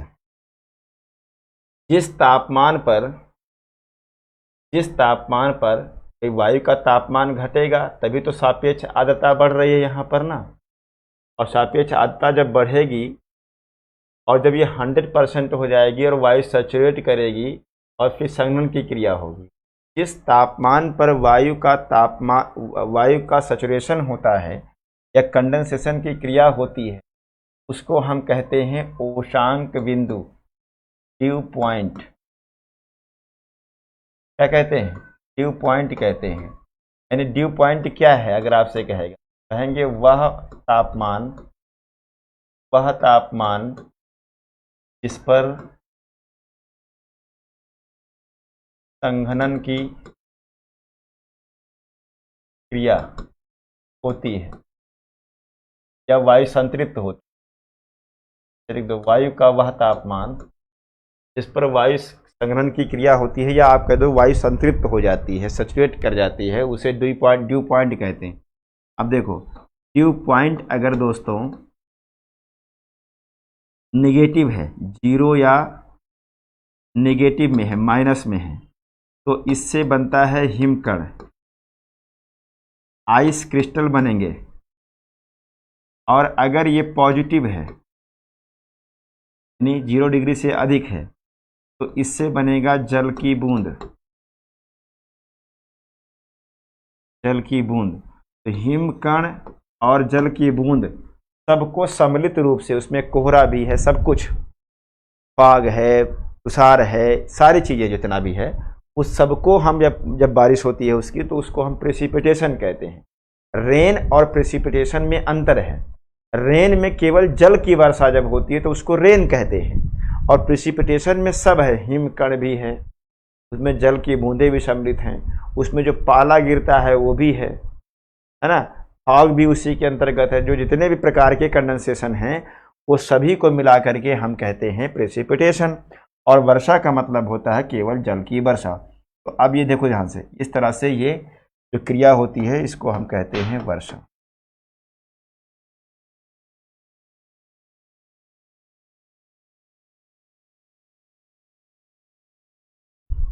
कितने लोगों को समझ में आया ये? देखो सारा कॉन्सेप्ट जुड़ गया कि नहीं जुड़ा? जितना पीछे से आप पढ़े हैं वही सारी चीज़ें रिपीट हो रही हैं बार बार।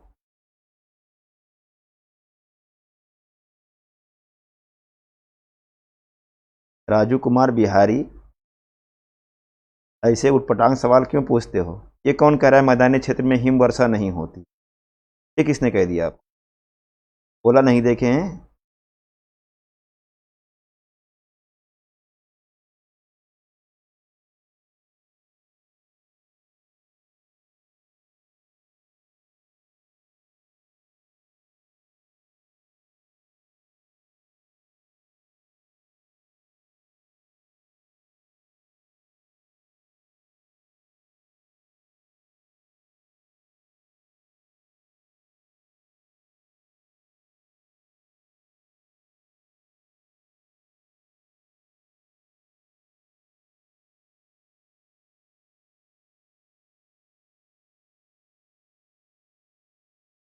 ओके, इसी को पलट दीजिए, इसी को पलट दीजिए। मान लो ये कोई बी एरिया है और यहाँ पर ये वायु ऐसे, और इसका क्या हो रहा है? अवरोहण हो रहा है। अवरोहण जब होगा तो इसका एरिया क्या होता जाएगा? कम होता जाएगा कि नहीं होगा? का एरिया कम होगा। देखो ध्यान से, तो जब अवरोहण होता है, ध्यान से देखो, यहाँ हो रहा है वायु का अवरोहण। अवरोहण, जब वायु का अवरोहण होगा तो किधर से किधर हो रहा है? विरल से सघन वायुमंडल की ओर हो, सघन वायुमंडल हो रहा है। और जब सघन वायुमंडल में वायु आएगी तो वायु का संकुचन होगा, कंप्रेस होगी वायु, तो वायु का संकुचन होगा। और वायु का संकुचन होगा तो क्या होगा? एडियाबैटिक, एडियाबैटिक हीटिंग, ऊष्मन, ऊर्ध्वोष्म ऊष्मन की क्रिया होगी, और ऊर्ध्वोष्म ऊष्मन की क्रिया होगी तो वायु का तापमान क्या होगा? वायु का तापमान, वायु का तापमान बढ़ेगा तो जलवाष्प ग्रहण करने की क्षमता बढ़ेगी, और क्षमता बढ़ेगी तो सापेक्ष आर्द्रता घटेगी। तो जब वायु का तापमान बढ़ जाएगा तो ऐसे में आप जानते हैं कि तापमान जब वायु का बढ़ता है तो सापेक्ष आर्द्रता क्या हो जाएगी? घट जाएगी। और सापेक्ष आर्द्रता जब तक 100% नहीं होगी, 100% नहीं होगी, तब तक संघनन की क्रिया नहीं होती। बात को जानते रहिएगा। तो सापेक्ष आर्द्रता घट जाएगी तो ऐसे में वर्षा की एडवर्स कंडीशन, प्रतिकूल दशा उत्पन्न हो जाए, प्रतिकूल दशा। तो इसका मतलब क्या है कि वायु वर्षा होने के लिए वायु का उठना जरूरी है, वायु का आरोहण जरूरी है। अगर वायु का कहीं अवरोहण होगा तो वहां वर्षा। ओके, कितने लोग समझा इसको?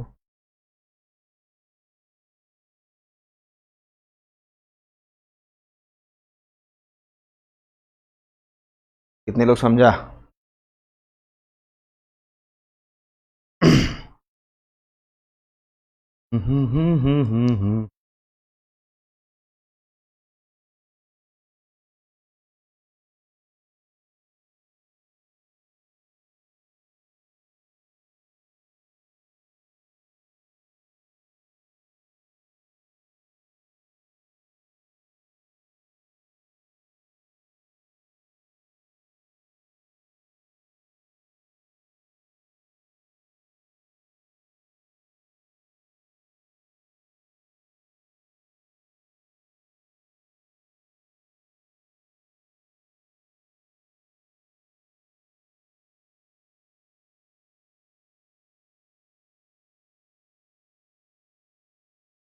अच्छा चलो, कितने लोग, जो जो सब लोग समझ गए हैं, तो हमको एक प्रश्न का जवाब दो।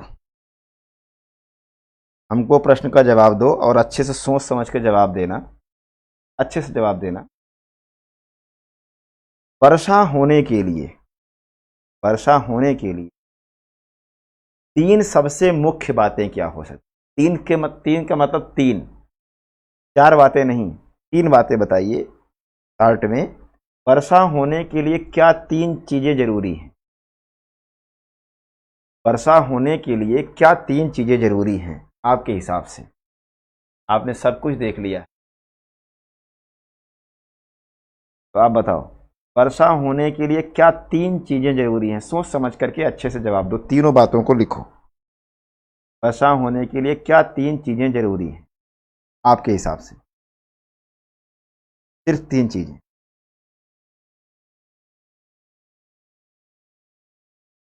वर्षा होने के लिए तीन बातें कौन सी ऐसी हैं जो सबसे जरूरी हैं?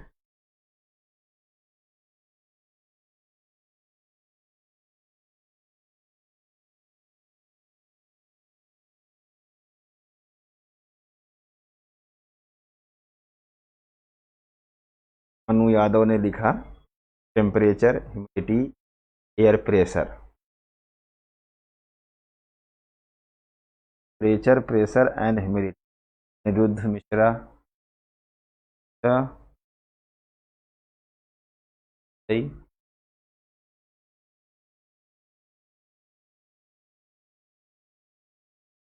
क्यों ह्यूमिडिटी क्यों जरूरी है? इंद्रदेव नहीं है ऊपर? इंद्र देवता तो वहीं है ऊपर, तो पानी गिरा देंगे वहां से ना, ऊपर से। एक लोटा पानी गिराएंगे तो पूरा भारत तो एक कवर कर ही लेंगे। का लोटा बड़ा होगा, ऐसा नहीं होगा? मतलब इतने लोग देख रहे हैं, दो लोगों ने जवाब दिया है, इसी पे गुस्सा आती है।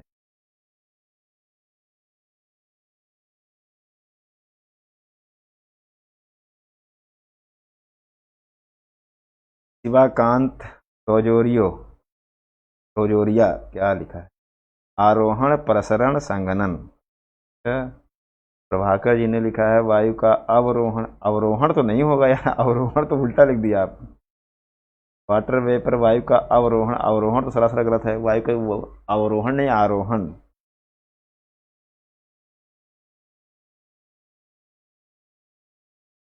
ठीक। आदित्य तिवारी लिख रहे हैं ह्यूमिडिटी, प्रेशर, टेम्परेचर।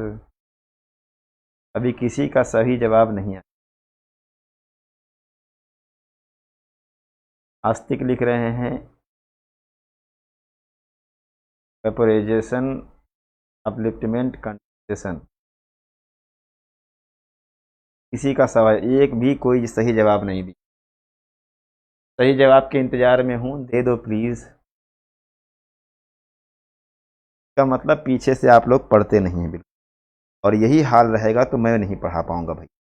बात एकदम स्पष्ट है। आप लोगों को कुछ नहीं पता है मेरे बारे में, हम क्या क्या चीज़ें आपको फ्री में फेंके दे रहे हैं। जानते हो, मजाक बनता है बाहर मेरा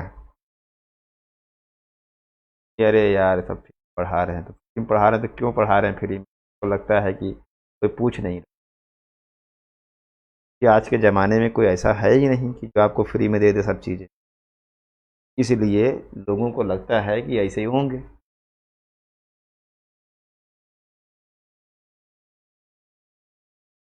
कंडेंसेशन, हाइग्रोस्कोपिक न्यूक्लिया ही आ गए।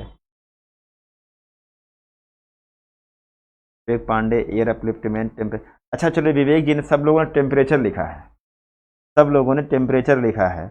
मैं आप लोगों से, जितने लोगों ने टेम्परेचर लिखा है वर्षा के लिए, तो आप लोगों से एक मेरा सवाल है, ध्यान सुनिएगा। थार के मरुस्थल में, राजस्थान में थार का मरुस्थल, सहारा का मरुस्थल, अटाकामा का मरुस्थल, वहां तो तापमान सबसे अधिक होता है, वहां तो तापमान बहुत अधिक होता है, वहां वर्षा क्यों नहीं होती फिर? अगर तापमान वर्षा होने के लिए जरूरी है, हमने कितना कंसाइज कर दिया, हमने कहा केवल तीन बातें बताइए, मुख्य बातें जो वर्षा के लिए जरूरी हैं। तो आपने कहा सबसे जरूरी उसमें एक वर्षा, आपने तापमान को मान लिया। तो अगर तापमान को आपने मान लिया है, तो इसका मतलब कि सहारा में थार में, अटाकामा, ये सब जो मरुस्थल हैं, गर्म मरुस्थल, यहाँ पर धुआंधार बारिश होना चाहिए। ये कौन कहता है वाटर नहीं होता वहां पर? बगल में समुद्र नहीं है। अब उसी को साबित करने पे लग गए।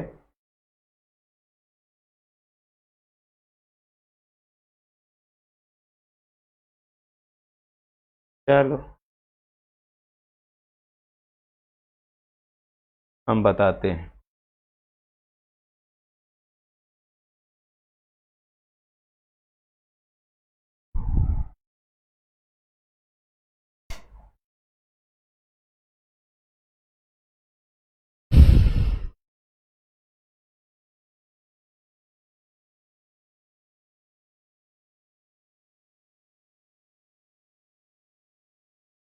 Adiabatic cooling, relative humidity, high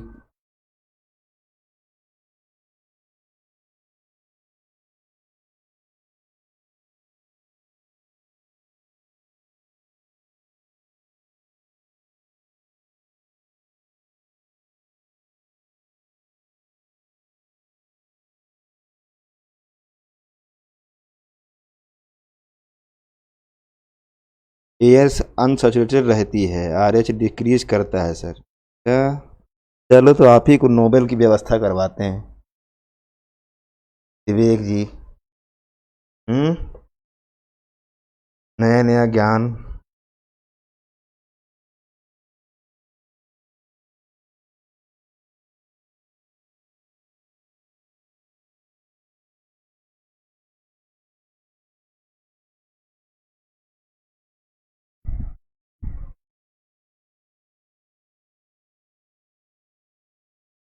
वर्षा होने के लिए तीन जो सबसे जरूरी बातें हैं, उसमें पहला होगा एयर का अपलिफ्टमेंट, यानी कि वायु का आरोहण। क्या होगा? वायु का आरोहण हो।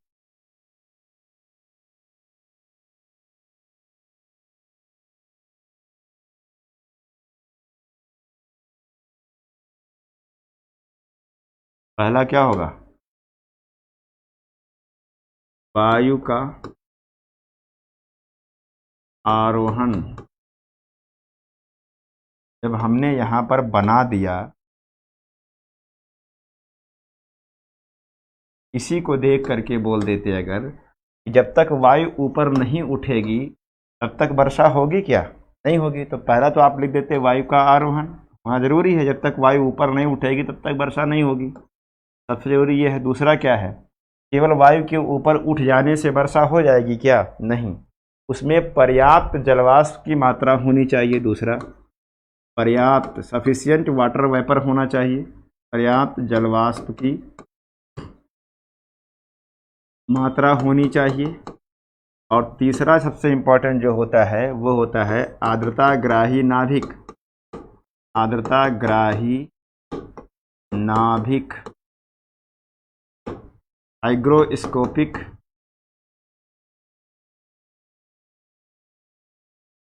न्यूक्लियाई। हमने बताया था, यानी आप रिवाइज नहीं कर रहे हैं। जब वायुमंडल की पहली क्लास पढ़ाया था हमने, जलवायु की क्लाइमेटोलॉजी की पहली क्लास में हमने बोला था कि जो आर्द्रताग्राही नाभिक होते हैं वो वास्तव में वायुमंडल में मौजूद धूल कण होते हैं, ठोस कण होते हैं, सॉलिड कण, उन्हीं को हम आर्द्रताग्राही नाभिक कहते हैं। वो क्या करते हैं कि आर्द्रता को, जब वायु ठंडी हो जाती है, जब जलवाष्प के रूप में वायु नहीं रोक पाता है वाटर को, तब क्या करता है, वायु ठंडी हो जाती है तो जो वाटर वेपर होता है वो उसी से चिपक जाता है आर्द्रताग्राही नाभिक से, और जल की बूंद या हिमकण बन करके नीचे चला आता है। तो आर्द्रताग्राही नाभिक अगर नहीं होंगे तो जलवाष्प जो है सुपर कूल गैस की तरह -40 डिग्री सेंटीग्रेड तक भी वायुमंडल में घूमती रहेगी, कंडेंसेशन नहीं होगा, बारिश नहीं होगी। तो वर्षा होने के लिए तीन सबसे बातें, जो तीन महत्वपूर्ण बातें हैं, वो है वायु का अपलिफ्टमेंट। अगर वायु नीचे आ रही है तो क्या वर्षा होगी? नहीं होगी। और पर्याप्त जलवाष्प की मात्रा, यानी कि अगर वायु का आरोहण भी हो रहा है, अगर उसमें वाटर वेपर नहीं है तो वर्षा नहीं होगी। वाटर वेपर होना बहुत जरूरी है। और तीसरा क्या है, आताग्राही नाभिक। ये इसमें ऐसी कौन सी बात हमने पूछ ली थी जो आप लोग इतना घुमा फिरा के, हमने 3 बातें पूछी थी ना। अब उसमें संघनन, अरे जब वायु ऊपर जाएगी तो संघनन तो होगा ही होगा, वायु ठंडी होगी तो। कंडेंसेशन उसमें कोई लिख रहा है तो कंडेंसेशन तो होगा ही होगा जब ऊपर जाएगा तो। इसी प्रकार से आप देखते होंगे, जैसे आप देखते हैं कि आजकल एक चलता है ना कि कृत्रिम वर्षा, कृत्रिम वर्षा होती है ना, आर्टिफिशियल रेन। तो आर्टिफिशियल रेन में क्या होता है, आपको लगता है नीचे से पानी ऊपर फेंकते हैं क्या तो ऊपर से वर्षा होती है? नहीं, वायुमंडल में नमी रहती है, वायुमंडल में नमी तो रहती ही है, चाहे वो 30% हो चाहे वो 100% हो, नमी तो रहेगी ही रहेगी। अब क्या होता है कि जब सिल्वर आयोडाइड, जैसे मान लो एक नेचुरल वर्षा है, तो नेचुरल वर्षा मान लो कि 5 किलोमीटर ऊपर जा करके वर्षा हो रही है, 6 किलोमीटर ऊपर जाके वर्षा हो रही है, वायु ठंडी हो रही है। इसमें क्या किया जाता है कि कम ऊंचाई पर ही सिल्वर आयोडाइड का इंजेक्ट करा दिया जाता है, सिल्वर आयोडाइड का इंजेक्ट किया जाता है उसको। तो जब इंजेक्ट किया जाएगा तो कम ऊंचाई पर ही इसको वायु को कूल कर दिया जाता है, और कूल करके एक आर्टिफिशियल आताग्राही नाभिक का विकास कर दिया जाता है, लेयर का विकास कर दिया जाता है। तो कम ऊंचाई पर ही जो उस वायुमंडल में नमी थोड़ा बहुत भी रहती है, उसको वो वायु को इतना ठंडा कर दिया जाता है कि कम ऊंचाई से ही वो वर्षा होने लगती है। तो वो जो कृत्रिम वर्षा होती है वो भी एक प्रकार का नेचुरल का ही भाग है, बशर्ते उसमें नेचुरल प्रक्रिया से ना करा करके आर्टिफिशियल तरीके से वर्षा करा दिया। बात समझ में आ रही है कि नहीं आ रही है?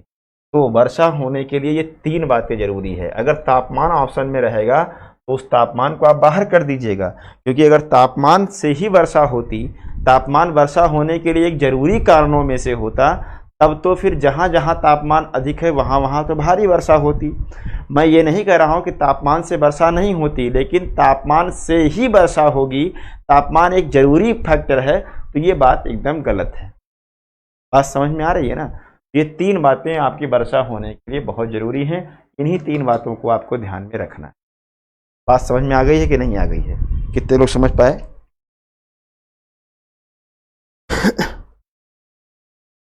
बिल्कुल, सऊदी अरेबिया ने कराया आदित्य।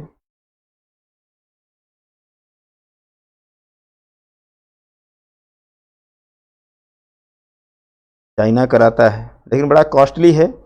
धीरे धीरे आएगा, जब ये सस्ता हो जाएगा तो हमारे किसान बंधुओं के लिए बहुत अच्छा हो जाएगा, है ना।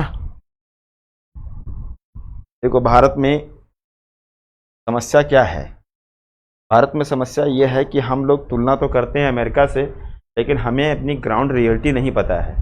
आप ये बताइए, जैसे मैं ये नहीं कहता मैं गवर्नमेंट के खिलाफ, तो मैं भाई हम लोग सरकारी व्यक्ति हैं तो गवर्नमेंट के खिलाफ क्यों बोलेंगे, लेकिन एक्चुअल में क्या है कि देखिए तरह तरह के, अब देखिए रोज खबरें आती हैं, ये निजीकरण वो निजीकरण, निजीकरण होता जा रहा है, सब कुछ प्राइवेट हो जाएगा तो प्राइवेट हो जाएगा।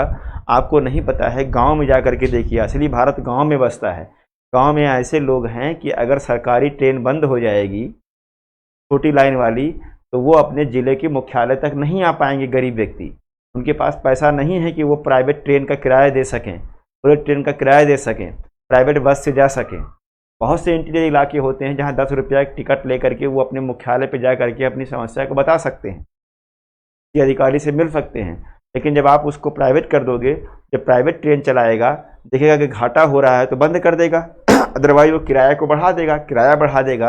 अब 10 रुपये की जगह 100 रुपये किराया हो जाएगा, तो एक गरीब व्यक्ति जो मुख्यालय से 100 किलोमीटर दूर रहता है वो कैसे पहुंचेगा मुख्यालय? तो हमारे यहाँ जो आबादी है, करीब 70% ऐसी आबादी है जो गरीब है, जो नहीं बेयर कर सकती। आप शिक्षा को अगर प्राइवेट कर दोगे तो एक जो गरीब व्यक्ति, जो गांव में जाकर के देखिए आप, 80% लोग तो पढ़ ही नहीं पाएंगे। हम सब प्राइमरी से पढ़ करके निकले हैं, सरकारी प्राइवेट, सरकारी जो प्राइमरी स्कूल होते थे। अगर आप उनको दुरुस्त नहीं करोगे तो क्या होगा, सब खत्म हो जाएगा। तो अमेरिका अगर प्राइवेटाइजेशन किया है तो वो एक समय के बाद हुआ है, वहां पर लोग अमीर थे, वहां पर गरीबी बहुत कम है, लोग आत्मनिर्भर हैं। तो पहले हमें क्या करना होगा, जो बेसिक स्ट्रक्चर है, शिक्षा को मजबूत करिए, रोजगार को मेंटेन करिए। जब लोगों के पास पैसा होगा तभी तो लोग पार्टिसिपेट करेंगे हर चीज में। तो ये तो समस्या है हमारे देश में कि हम लोग क्या कर रहे हैं, सब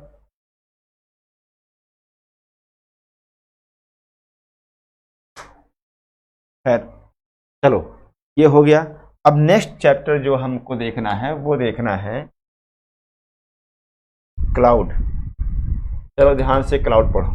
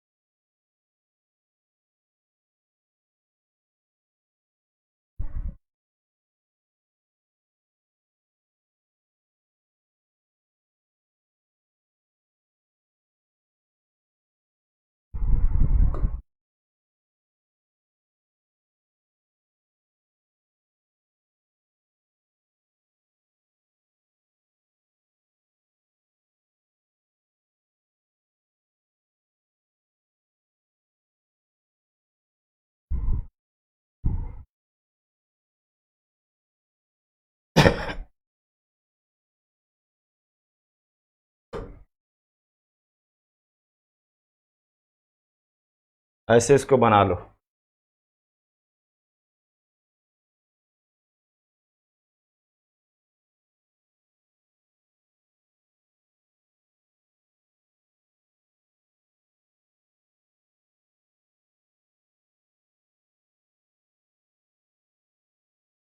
बिल्कुल कौस्तुभ, एकदम सही लिखा आपने।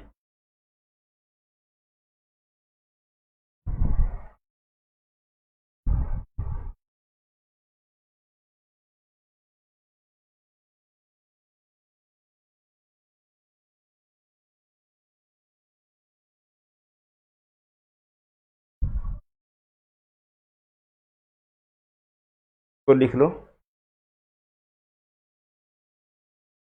पछाब मेघ,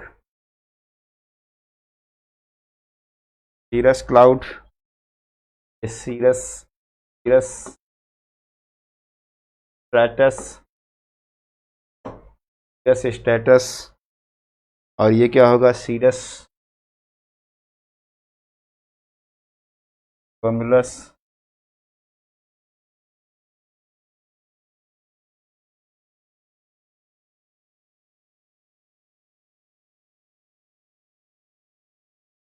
कम्युलस। सीरस, सीरस टाइप के हैं, सीरस, सीरस है, सीरस स्ट्रैटस, सीरस कैमलस। और फिर मध्य में देखो उच्च स्तरीय में आप देखो तो उसमें जो होगा वो होगा एल्टो स्टेटस, एल्टो स्टेटस, और ये हो जाएगा एल्टो कम्युलस, है ना, एल्टो कैमलस। ओके, स्तरीय मैग में अगर हम देखें तो इसको कहेंगे स्टेटस, स्टेटस हो जाएगा। अब स्टेटस कपासी अगर है तो हम कहेंगे स्टेटस कैमलस हो जाएगा, स्टेटस कैमुलस स्तरीय कपासी हो जाएगा। फिर कपासी है तो कैमुलस हो जाएगा, है ना। कपासी वर्षी है तो कपासी वर्षी में कैमुलस निम्बस हो जाएगा, निम्बस हो जाएगा। फिर वर्षा स्तरीय है तो निम्बो स्टेटस हो जाएगा, निम्बो स्टेटस, निम्बो स्टेटस हो जाएगा।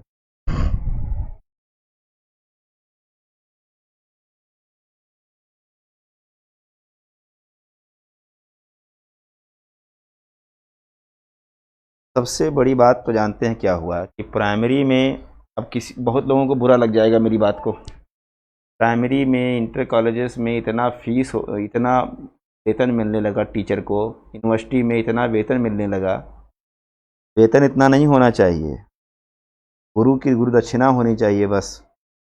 वेतन इतना अधिक हो गया कि अधिक वेतन जब हो जाता है तो भ्रष्टाचार अपने आप आ ही जाएगा, सब नेता हो गए ना, क्यों पढ़ाएगा कोई। कक्षा मित्र थे वो प्राइमरी के जो परमानेंट टीचर होते थे उनसे अच्छा पढ़ाते थे। इतना पैसा हो गया कि अब वो डरते थोड़ी किसी से, पट लेंगे, देख लेंगे, वो दे देंगे, घूस दे देंगे, वो मना लेंगे, बीएसए को मना लेंगे, यही तो होता है। तो वेतन इतना नहीं होना चाहिए।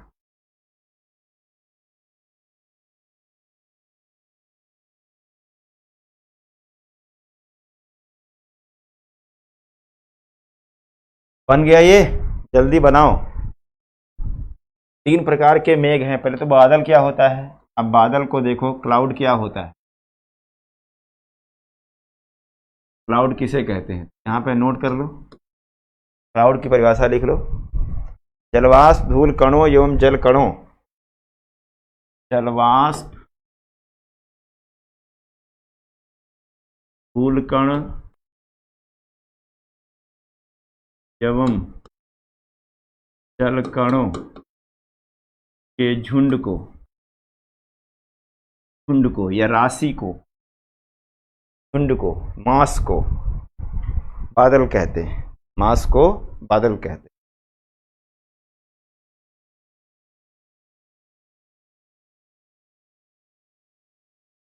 तब हो जाएगा प्राइवेट, गरीब आदमी आत्महत्या करेगा। होने तो क्या फर्क पड़ता है, लोगों को समझ में नहीं आता तो क्या।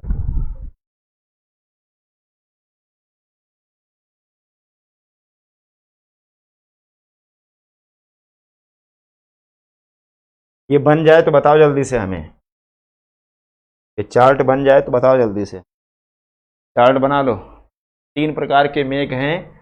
ऊंचे मेघ, हाई क्लाउड्स, हाई क्लाउड जो होते हैं 6000 से 12000 मीटर की ऊंचाई तक होते हैं। जो मिडिल क्लाउड होते हैं, मध्य मेघ 2000 से 6000 मीटर की ऊंचाई पर होते हैं। और जो निचले में लोअर जो क्लाउड्स होते हैं वो 2000 मीटर से कम ऊंचाई पर होते हैं।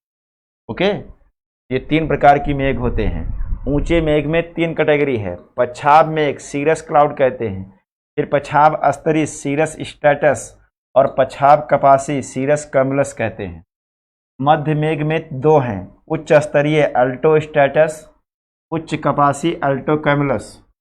निचले मेघ में स्तरीय मेघ यानी स्ट्रेटस क्लाउड, स्तरीय कपासी, स्ट्रेटस कम्युलस, कपासी कम्युलस, कपासी वर्षी, कम्युलस निम्बो या निम्बस, वर्षा स्तरीय, निम्बो स्ट्रेटस।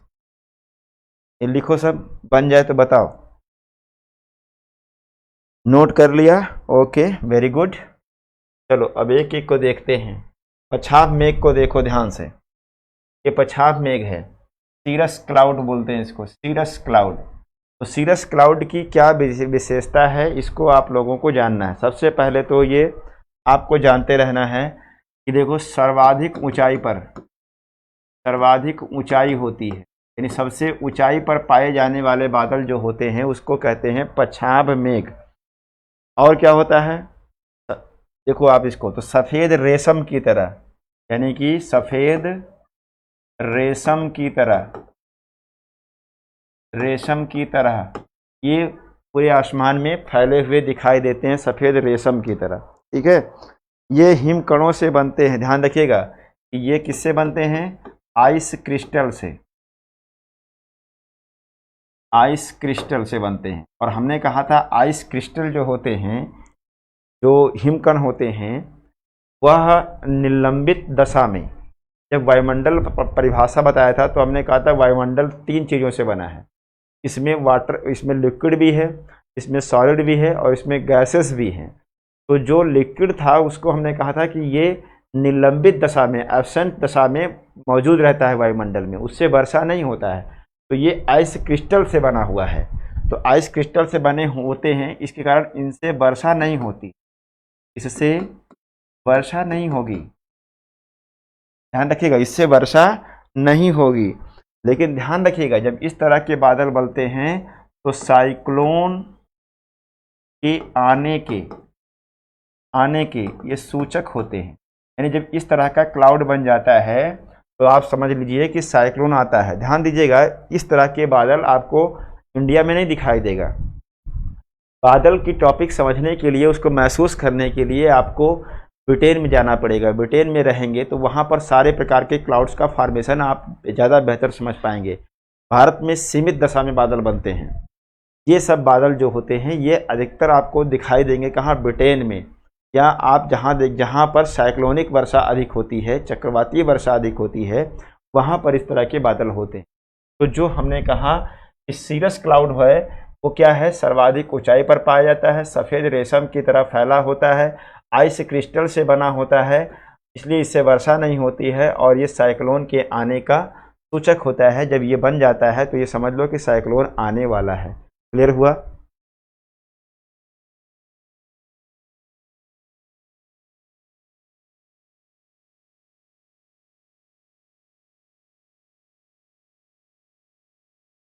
दूसरी क्लास है, दूसरा देखो, पछाब स्तरी cirrus cloud, cirrus stratus. Cirrus stratus इस तरह का क्लाउड शायद आपको कहीं दिखा हो, अगर दिखा हो तो ठीक है, कोई बात नहीं। तो आप देखो ध्यान से, इसमें क्या होगा, ये बड़े क्षेत्र में आप देखोगे इसका क्षेत्र थोड़ा बड़ा होता है, तो ये बड़े क्षेत्र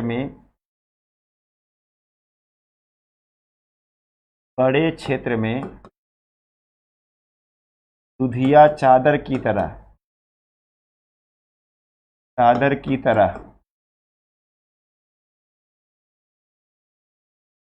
फैले होते हैं, है ना। ये बड़े क्षेत्र में दुधिया चादर की तरह फैले होते हैं और ये सूर्य तथा चंद्रमा के चारों ओर प्रभा मंडल का निर्माण करते हैं। यानी कि जो सन होता है, सन प्लस मून के चारों तरफ, ध्यान समझिएगा, चारों तरफ प्रभा मंडल बनाते हैं। बोलो, जानते हैं ना। तो प्रभा मंडल कैसे बनता है, आप देखते होंगे जो देवी देवता होते हैं ना, उनके ऐसे चारों ओर ऐसे आपको प्रभा मंडल दिखाई देता होगा, है ना। तो वो प्रभा मंडल है, ढक लेते हैं उसको। तो ये सन और मून यानी सूर्य और चंद्रमा के चारों ओर प्रभा मंडल का निर्माण करते हैं, इस बात को जानते रहिएगा। और आप देखिएगा कि जो सीरस क्लाउड है यानी पछाभ मेघ के बाद इनका निर्माण होता है। पहले पछाभ बनेगा, फिर पछाभ का स्तरी बनेगा, इनका निर्माण होता है। और ध्यान रखिएगा ये भी साइक्लोन के आने के सूचक होते हैं, इनसे भी वर्षा नहीं होती है। तो हमने क्या बताया इसमें, ये बड़े क्षेत्र में दुधिया चादर की तरह फैले होते हैं आसमान में, सन और मून के चारों ओर प्रभा मंडल का निर्माण करते हैं, पछाभ मेघ के बाद इनका निर्माण होता है और ये भी साइक्लोन के आने के सूचक होते हैं, इस बात को आप जानते रहिए, ठीक है ना। अब देखो तीसरा जो क्लाउड है, ये तीसरा क्लाउड है पछाभ कपासी मेघ। इस तरह का क्लाउड आपको दिखने को मिलेगा कभी कभी, सीरस कम्बलस बोलते हैं इसको, सीरस कम्बलस। इस तरह का बादल आप देखेंगे तो ये भी आप देखेंगे कि ये सफ़ेद रंग के छोटे छोटे गोलों की तरह, देखिए ये सफ़ेद रंग के छोटे छोटे गोले होते हैं ना, धब्बे जैसे रुई का गोला होता है, छोटे छोटे, आप कहोगे छोटे छोटे सफ़ेद गोलों की तरह ये फैले होते हैं वायुमंडल, ठीक है ना। एक ये बात जानते रहेगा। और ध्यान रखिएगा दूसरा ये क्या होता है, सामान्यतः झुंड में होते हैं, मतलब पूरे आसमान में नहीं रहेगा, ये झुंड में पाया जाएगा। इसमें दो विशेषता जानते रहिएगा, छोटे सफ़ेद गोलों की तरह होते हैं और सामान्यतः झुंड में पाए जाते हैं, तो जिनको हम कहते हैं पछाभ कपासी। तो ये तीन क्लाउड आपको बताया हमने जो ऊंचे बादल हैं, ठीक है ना, ये ऊंचे बादल हैं।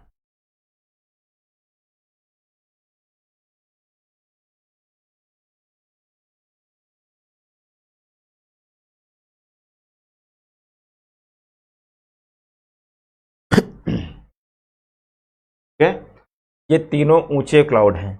अब मिडिल क्लाउड में अगर हम जाएंगे तो आपको मिलेगा उच्च स्तरीय मेघ, अल्टो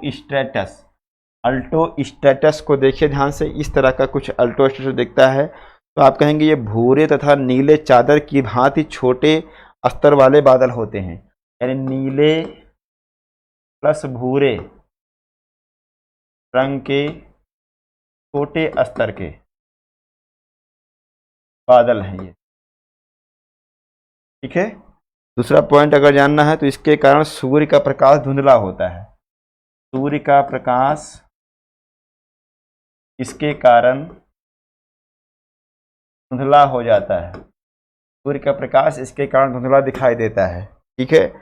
और ये इससे विस्तृत क्षेत्रों में वर्षा होती, बड़े क्षेत्र में, विस्तृत क्षेत्र में वर्षा होगी। ठीक है। विस्तृत क्षेत्र में वर्षा। अभी केवल परिचय जान लीजिए, साइक्लोन का फॉर्मेशन आदि पढ़ेंगे तब उसमें इन क्लाउड्स का हम उपयोग करेंगे, तो आपको तैयार करना बहुत ज़रूरी है। तो ये नीले भूरे रंग के छोटे स्तर के बादल होते हैं, सूर्य का प्रकाश धुंधला हो जाता है इससे, और विस्तृत क्षेत्र में ये वर्षा करते हैं। ये मध्य बादल हैं। ठीक है ना, अल्टो स्टेटस। दूसरा है उच्च कपासी अल्टो कम्युलस। तो अल्टो कम्युलस इस तरह से आप बादल देखिए, इस तरह का बादल आपको दिखाई देगा, और ये सफ़ेद तथा भूरे रंग के गोलाकार धब्बों की तरह होते हैं। ये सफ़ेद एवं भूरे, है ना, सफ़ेद एवं भूरे गोलाकार धब्बों की तरह, जैसे धब्बा नहीं पड़ता है, धब्बों की तरह होते हैं। ठीक है ना। और ये पूरे आसमान में महीन चादर के रूप में बिखरे होते हैं, धब्बों की तरह पूरे आसमान में चादर की भांति फैले होते है ना, फैले होते हैं। इनसे भी वर्षा होती है। तो ये उच्च कपासी है। ये दो बादल जो बताया हमने, ये मध्य वाले बादल हो गए। अब जो निचले हैं, निचले मेघ हैं, इनसे खूब वर्षा होती है। तो अब इनको देखो। सबसे पहले अस्तरी मेघ, ये सतह के निकट कोहरे स्तर के बादल होते हैं। ठीक है ना, ये सबसे नीचे होते हैं। तो सतह के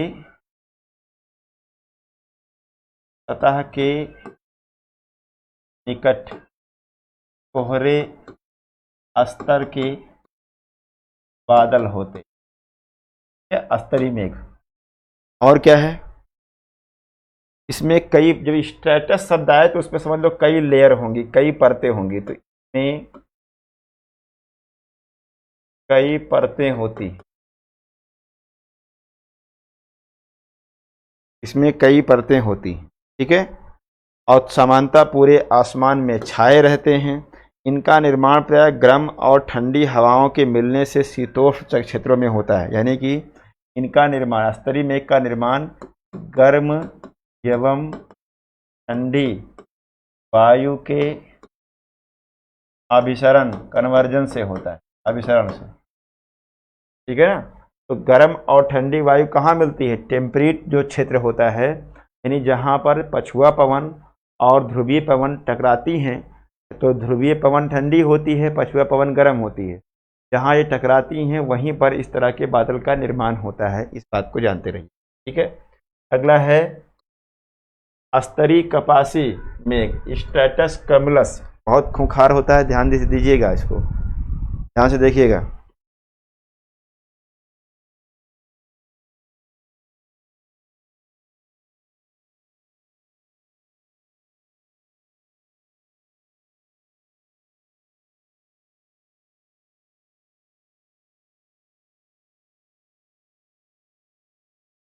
ध्यान दीजिएगा। हाँ, तो कौन सा है? अस्तरी कपासी मेघ। तो अस्तरी कपासी हल्के भूरे रंग के गोलाकार धब्बों के रूप में दिखते हैं। हल्के भूरे रंग के धब्बों की तरह दिखते हैं। ठीक है। दूसरा है, इनका आधार समतल होता है, नहीं, इसका आधार नहीं, सामान्यतः ये जाड़ों में पूरे आसमान को धरते। तो शीतकाल में आसमान को ढक लेते हैं, है ना, शीतकाल में आसमान को ढक लेते हैं। ये अस्तरी मेघ है। अगला है कपासी मेघ। तो कपासी मेघ देखो, ये जो गोभी देखा है आपने, गोभी, गोभी देखा ना, गोभी जो होता है, गोभी का नीचे का हिस्सा जो होता है वो समतल होता है, नीचे का आधार क्या होता है, समतल होता है। तो गोभी के फूल के जैसा होता है ये, है ना। तो कपासी मेघ के बारे में लिखो, सामान्यतः साफ मौसम जब इस तरह का आए तो साफ मौसम की सूचना देते हैं। जब इस तरह के बादल दिखाई देते हैं तो मौसम साफ होने लगता है, ठीक है ना। दूसरा क्या है, इसका आधार समतल होता है, जो बेस होता है इसका समतल होता है, बेस समतल, इसकी तरह गुंबदाकार, गोभी की तरह, गोभी की तरह, तो ध्यान रखिएगा, ठीक है। कपासी मेघ है ये। अगला है कपासी वर्षी, निम्बो कैमुलस। निम्बो कैमुलस बहुत वर्षा होती है, और ध्यान रखिएगा ये सघन एवं काले बादल हैं, सघन एवं काले बादल हैं, सघन एवं काले बादल हैं। और क्या होता है, ये ऊपर से नीचे तक विशाल मीनार की तरह होते हैं, ऊपर से नीचे तक विशाल मीनार, देखा है ना, मीनार की तरह ये होते हैं। और क्या होता है, इसका विस्तार बड़े क्षेत्र में होता है, विस्तार बड़े क्षेत्र में, विस्तार बड़े क्षेत्र में, सब नोट करते जाइएगा, ठीक है। इससे ओला भी आदि पड़ता है, इससे ओला आदि पड़ता है, ओला भी पड़ता है, बर्फबारी होती है ना वो भी होने लगती है इससे, ठीक है। बहुत तेजी से बनता है ना ये कपासी वर्षी, जब फोर्स बहुत तेजी से वायु का आरोहण हो जाता है तो ये बनती है। तो इसे कब बनता है, ये शीत वाताग्र में बनता है। अब शीत वाताग्र क्या होता है, घबराइए मत, कोल्ड फ्रंट, कोल्ड फ्रंट के समय बनता है, शीत वाताग्र के समय बनता है ना, बनता है जब शीत वाताग्र बनेगा। ध्यान रखिएगा, शीत वाताग्र यानी जब ठंडी वायु गर्म वायु को ढकेल दे ऊपर की ओर, तेजी से वायु का आरोहण हो जाता है तो कपासी वर्षी मेघ बनते हैं। यही कारण है कि इस बादल का संबंध विषुवत रेखीय क्षेत्र से भी हो जाता है। अगला क्या है, अगला आप देखेंगे वर्षा स्तरी मेघ, वर्षा स्तरी मेघ, वर्षा स्तरी, निम्बस स्टेटस या निम्बो स्टेटस बोलते हैं इसको। और निम्बो स्टेटस में आप देखिए ध्यान से, तो निम्बो स्टेटस में क्या क्या है, यह सतह से कम ऊंचाई पर, यानी सतह से कम ऊंचाई पर घने काले बादल, घने काले बादल होते हैं, और इनके आने से अंधेरा छा जाता है, अंधेरा छा जाता है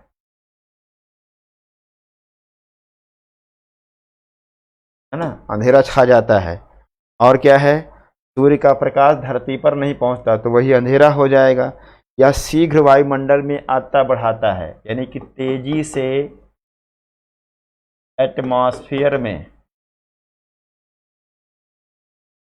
ह्यूमिडिटी को बढ़ा देता है, इंक्रीज कर देता है, ठीक है ना, या शीघ्र कर देता है। उष्ण वातावरण तथा विषुवत रेखीय क्षेत्रों में इन्हीं बादलों के द्वारा वर्षा होती है, यानी कि जो उष्ण वातावरण यानी कि वार्म फ्रंट, सब समझाएंगे, वार्म फ्रंट में इसका निर्माण होता है, का निर्माण होता है ना। तो वर्षा स्तरीय मेघ का निर्माण विषुवत रेखीय क्षेत्र में भी हो जाता है, और वार्म फ्रंट के समय ये बनता है। इतने बादल हैं, इनको आपको समझना है, ठीक है। और इसके बाद फिर टॉपिक शुरू होगी वर्षा के प्रकार। तो जितना हमने क्लास कराया है, इतना क्लास अगर आपने कर लिया, जिन्होंने आज पहली बार ज्वाइन किया हो उनके पास समय है। अगर आप चाहते हैं कि ज्योग्राफी आपको क्लाइमेटोलॉजी अच्छे से आ जाए तो पीछे की क्लास को आप एकदम घोल के पी जाइए, अडॉप्ट करना है उसको पूरी तरह से, पढ़ना नहीं है, सीखना है। अगर पीछे से सीख गए हैं और आज तक का आपने अच्छे समझ लिया है तो समझ लीजिए कि आगे सब अप्लाई करेंगे हम। अब जा करके हम वर्षा के प्रकार बताएंगे, संवहनीय वर्षा, पर्वतीय वर्षा, वाताग्रीय वर्षा, और इसके बाद हम क्लाइमेट रीजन बताएंगे और उन क्लाइमेट रीजन में कौन कौन सी वर्षा होती है, कब होती है, उसको समझाएंगे। तो आप खुद ही सोचो, अगर आपको मैपिंग हमने अच्छे से करा दिया है तो आप बड़े ही आसानी से पूरे दुनिया में वर्षा के डिस्ट्रीब्यूशन को बता सकते हैं, यानी कि दुनिया के किस कोने में कौन सी वर्षा होती है बड़े ही आसानी से आप समझ सकते हैं। अभी तक तो हम लोग बादल यानी वर्षा के मैकेनिज्म को समझ रहे थे, जैसे ही इसको समझेंगे और क्लाइमेट रीजन से जोड़ेंगे वैसे ही जो क्लाइमेटोलॉजी आपकी मुट्ठी। ठीक है, तो दुनिया के किसी कोने में कितनी वर्षा होती है आप बड़ी आसानी से बता सकते हैं अगर मैपिंग अच्छे से समझाए तो समय है आप इसको अच्छे से रिवाइज कर लो, देख लो, और नहीं करोगे तो क्लाइमेटोलॉजी मेरी अंतिम टॉपिक हो जाएगी। अगर इस तरह से आप लोग करोगे तो ठीक नहीं है, पढ़ाई करो मन लगा के, तब तो फिर हम ठीक है, चलो अपनी कुर्बानी दे रहे हैं सब। लेकिन अगर आप ढंग से नहीं पढ़ोगे तो आप कौस्तुभ से पूछ लेना, मैपिंग तक पढ़ाने की बात थी कि मैपिंग हम करा देंगे, ये तो हम आप लोगों का प्यार था कि चलो ठीक है खींच रहा है। अगर आप मेहनत नहीं करेंगे तो हम इस तरह से कॉन्सेप्ट देने वाले नहीं हैं, और बहुत कुछ है मेरे पास अभी तो पूरा जियो मॉर्फोलॉजी, बायो ज्योग्राफी जिसमें सॉइल, वेजिटेशन, एग्रीकल्चर, ये सब पूरा, ओशिनोग्राफी, इन्वायरमेंट, इंडियन ज्योग्राफी, बहुत कुछ है। तो फिर आप समझ लीजिएगा कि अगर आप मेहनत नहीं करेंगे, ऐसे ही करेंगे, तब तो फिर हो गई कहानी। ढंग से पढ़िए। आज की क्लास कैसी रही फीडबैक दीजिए, फिर यहीं पर क्लास को हम रोकेंगे।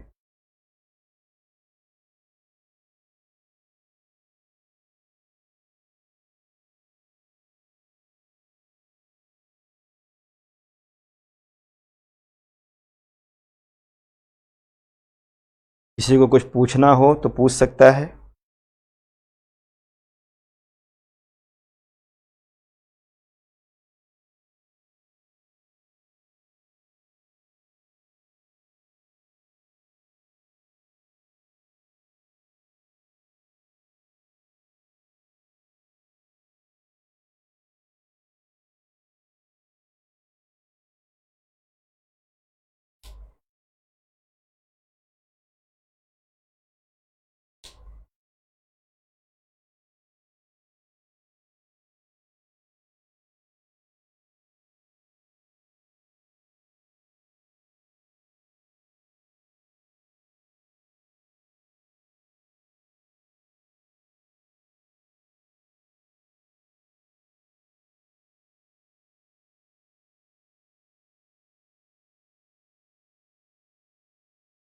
दो 213 लोगों ने